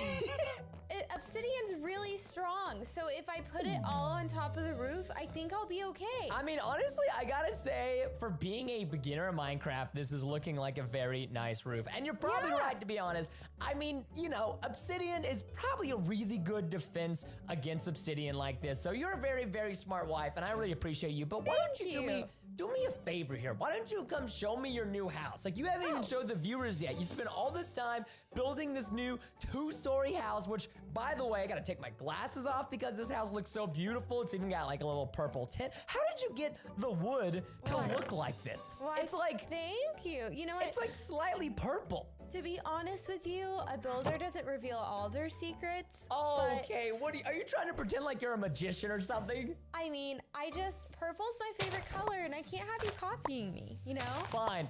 Okay, I won't copy you. Can I at least get a tour of the house, though? Of course, come into my humble abode. Now, Preston, you have to make me one promise though if I'm gonna show you in here. Okay. You have to wipe your toes, make sure your feet are clean, Okay, and make sure you don't do any All right. funny business in my house. No funny business. And what are you trying to say about my toes, girl? Are you trying to say they're dirty? You know, I just don't want you to cause any other, acid rains in the house. Okay, all right, fine. Look, I told you the acid rain wasn't me. Everybody in Minecraft who's played it for the last 8 years like I have knows that acid rain is just a natural event that happens in Minecraft. I just feel like you acted a little weird about it. All right, well, what is this? You got downstairs, this is like your little kitchen area, so you got some furnaces, you got a couple of chests down here, you got some more chests over here. It's kind of odd that you don't got anything in your chest, but who am I to judge? Bree, I what just is moved this? in. Is this supposed to, you don't even have a bed for your bed frame yet. Preston, I Here, I'll just help you out. moved in. Okay, well, let me help you. I know you like black beds, so boom. Black beds. Yeah, I actually like this now. This looks really, really nice. Doesn't the color scheme fit your house perfectly? I mean, I wasn't gonna go for black, but I guess I'll keep it. So, Bree, I just wanted to show you something. Will you look at me real quick? Yeah. Can you do me a favor? Can you say 1, 2, 3, like the video? 1, 2, 3, like the video. Oh, thank you so much, Bree. Fire! Oh my gosh! Wait, Preston, the obsidian should have helped me. Why isn't the obsidian helping me? Obsidian does not protect against flamethrowers. Everybody in Minecraft. You killed me! How did you die You to killed that? me! Sorry, Bree. Here, you know what? Just to make things a little better, I can teleport you back to your house just so you can watch it burn. Okay? No! Preston, Hey, Bree. all of my hard work is just being destroyed. Think about this, Bree. At least you're not gonna lose your glass. Your glass won't burn, and neither will your obsidian. Just everything else. I feel like you're lying about that. I feel like even my glass is gonna burn. Okay, glass, I don't know where you come from, Brianna, but glass does not burn. Preston! Now, I can guarantee you guys you've never seen this prank in Minecraft. I am currently right now a guided missile TNT. Yes, that is right. I am playing as a TNT and I'm about to crash into Brianna's new house. Preston, what is that TNT floating around? Bree, that's me. I see you have built a beautiful new house. That is not you. That's TNT. No, Bree, I'm literally TNT. I promise you right now. Here, I'll prove to you. Whoa, bang! Oh my gosh, no, my new house. Was that my new house? No. That was your old house. That was your old house. What? You've destroyed both of my old houses. No. Bree, I would never do that to you. Bree, I love you. Don't Bree, be I love another you. TNT, Bree, I love please. you. Please, Bree, I love you. don't Bree, kill me. Oh, almost all my heart took out my house. Bree, I'm sorry. I didn't even get a look at your new house. All my plumbing is ruined. Bree, don't worry. I can fix this. Here, you better, you might want to move. Oh. Bree, I gotta say, I don't know how you keep doing it, but your new houses, they look amazing. Well, thank you. Like, you keep building a new, bigger, better house each and every time, and I gotta say, I am stupendously proud of you right now, Brianna. Well, you know what? I have to be pretty good at building because I have a husband who's good at destroying. Wow, guys, am I really somebody who destroys in Minecraft? I feel like, if anything, I'm a healer, not a herder, okay? I mean, I'm not really into that stuff. I'm gonna have to agree to disagree. You're gonna agree? Okay, no. Bree, don't say that. Don't come on. Don't be like that. Don't be like that, Bree. Don't be like that. Here, I got you. Look, I brought you back here just so I can play. Oh, ow, my soul. I'm so sad. I'm sorry. The next prank, Brianna loves chickens. All right, I don't know why. Chickens make eggs and I like eggs. So I guess I like chickens, but Brianna really likes chicken. So there's no way she's gonna say no to this handsome chicken in a suit who is going to be delivering eggs that don't have yolk inside them. Oh no, they contain a wither. Okay, you guys, so because Preston is just so keen on destroying every single house that I've been creating, I have finally made an undestroyable.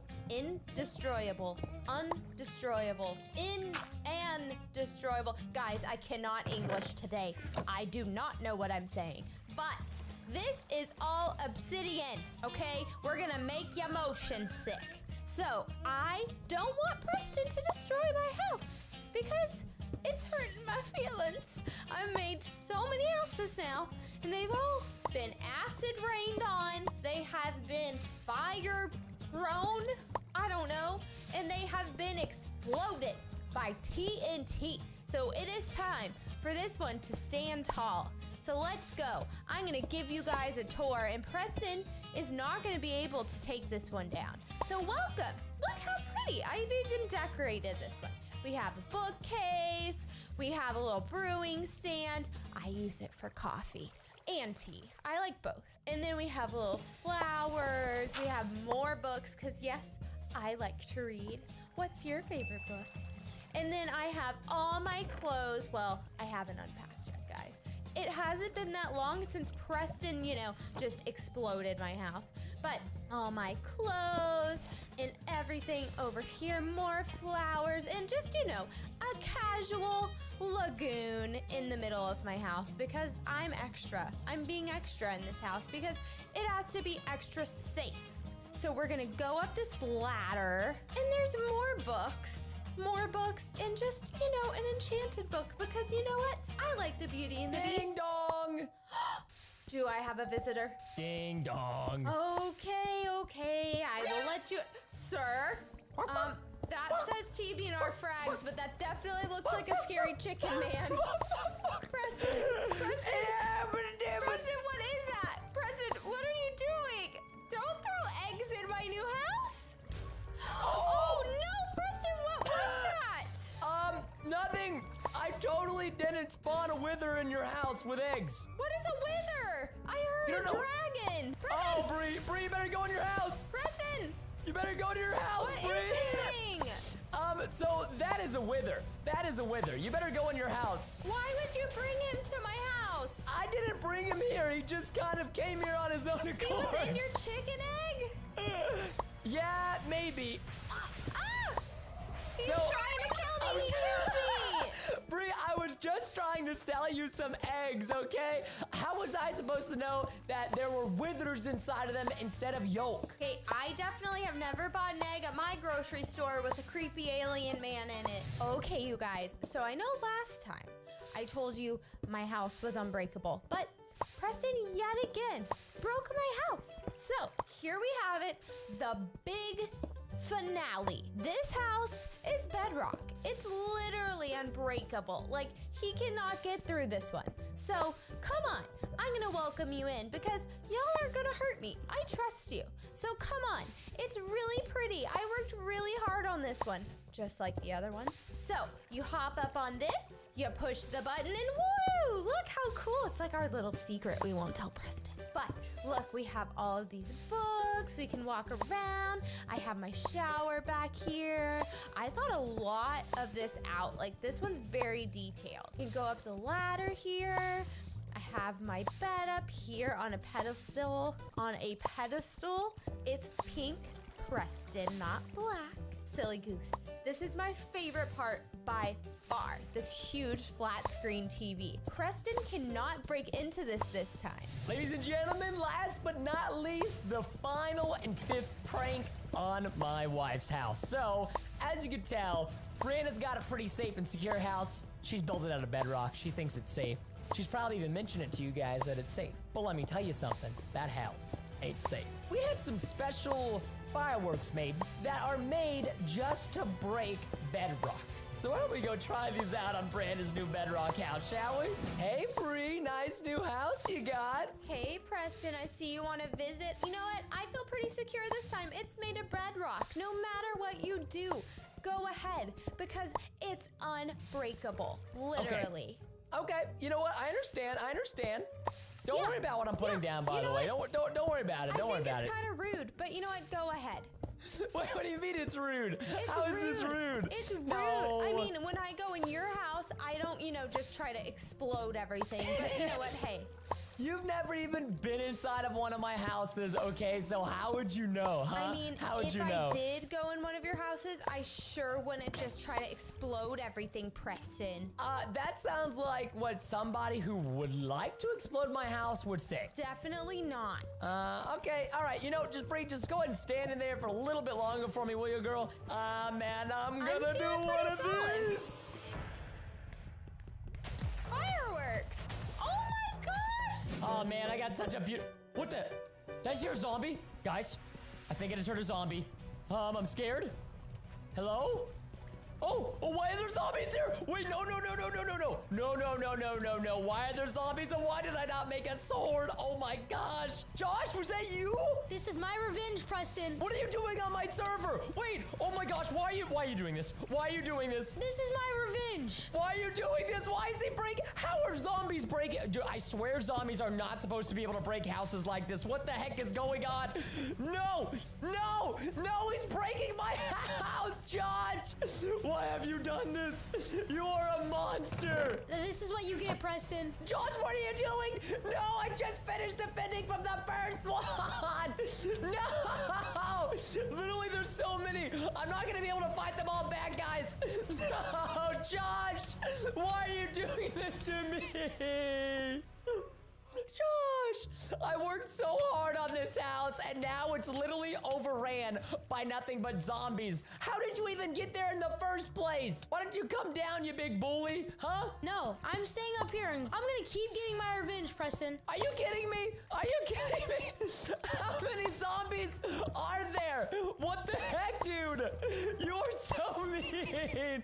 Well, Josh. Do you remember what happened 1 month ago, Preston? Yeah, I trolled your house, okay? Is this revenge? Is that what this is? Because literally, Josh, This is what you get. Josh, they are eating the grass. The zombies are eating the grass. You know what? Fine. I don't even care about this house because I have a much bigger and better house, and I'd like to see you do anything to harm that one. Okay, so guys, Preston claimed that he had a bigger and better house just because it has obsidian in it. But that doesn't make any sense. He's no match for this. I'm gonna get my revenge by exploding this second house. As you can see here, the sign, and as soon as I flick this lever, his house is nothing. All right, guys, check this out. There's no way Josh was gonna be able to take this house down. Look, I've got an obsidian fence over here. First of all, the house is bigger. It's more orange. It looks like Preston Styles merchandise, which you guys should go check out. Link down below in the description. We got all kinds of new products that just came out. And check it out. Even got the fire logo on the carpet floor over here. I got a TV. This house is set up. Even got a double bed. I mean, it's looking pretty fabulous if I do say so myself. I mean, like, look, this chest and everything. It's so beautiful. Oh my God. Wait,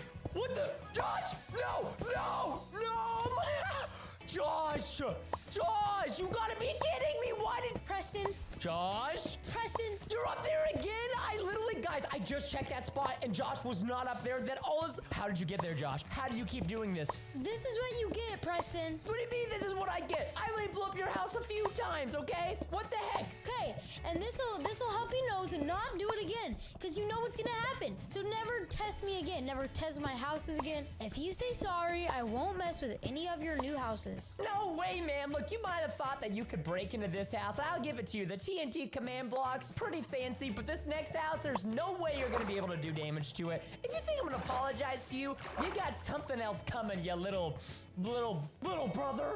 Look at this new place, guys. I even have bigger, better obsidian built walls here. And look at this house. This is probably my favorite house yet. Joshua better not do anything to mess with this house because I've been working tirelessly on this house. Like, yeah, of course I've got creative mode, but still doesn't mean I didn't put a lot of hard work and effort into this. It's very modern. In fact, if you guys watched, Infinity War, Marvel movies, Iron Man, to me this kind of looks like a Tony Stark house. Like it looks like the Iron Man crash pad, and like I'll give you guys a little bit of a tour about it really fast. If you come through the front door, as you can see, much more improved on my previous house. I even have an aquarium here with fish. I've got all kinds of storage, even have a kitchen down here, a couch with a better TV.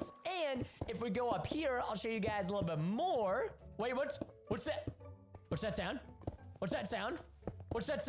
What is that? Guys, I wasn't even finished showing you guys the house. This is one of my, Josh! Oh my gosh, Josh just snuck into my world again. What is happening? Why is there TNT? This better not be coming towards my house. No. I even put bigger, better obsidian walls this time. No, it's a moving, Josh, there is no way you built this. This is what you get for not apologizing. I told you there would be consequences. Okay, how was I supposed to know that you were able to build a floating, what is this? It's like a floating sky TNT cannon. This is ridiculous. No, I just spent so much time on this house, guys. Oh, it's all about to be ruined. No! Josh, okay, you know what? I am not letting this discourage me. I am gonna build an even bigger, better, more secured house. You do realize you're about to kill a lot of innocent fish, huh? You realize that? You do realize that you never told me sorry. Well, yeah, I'm the older brother. Older brothers don't, oh my gosh, Josh, you just blew up on my fish! You are so mean! No!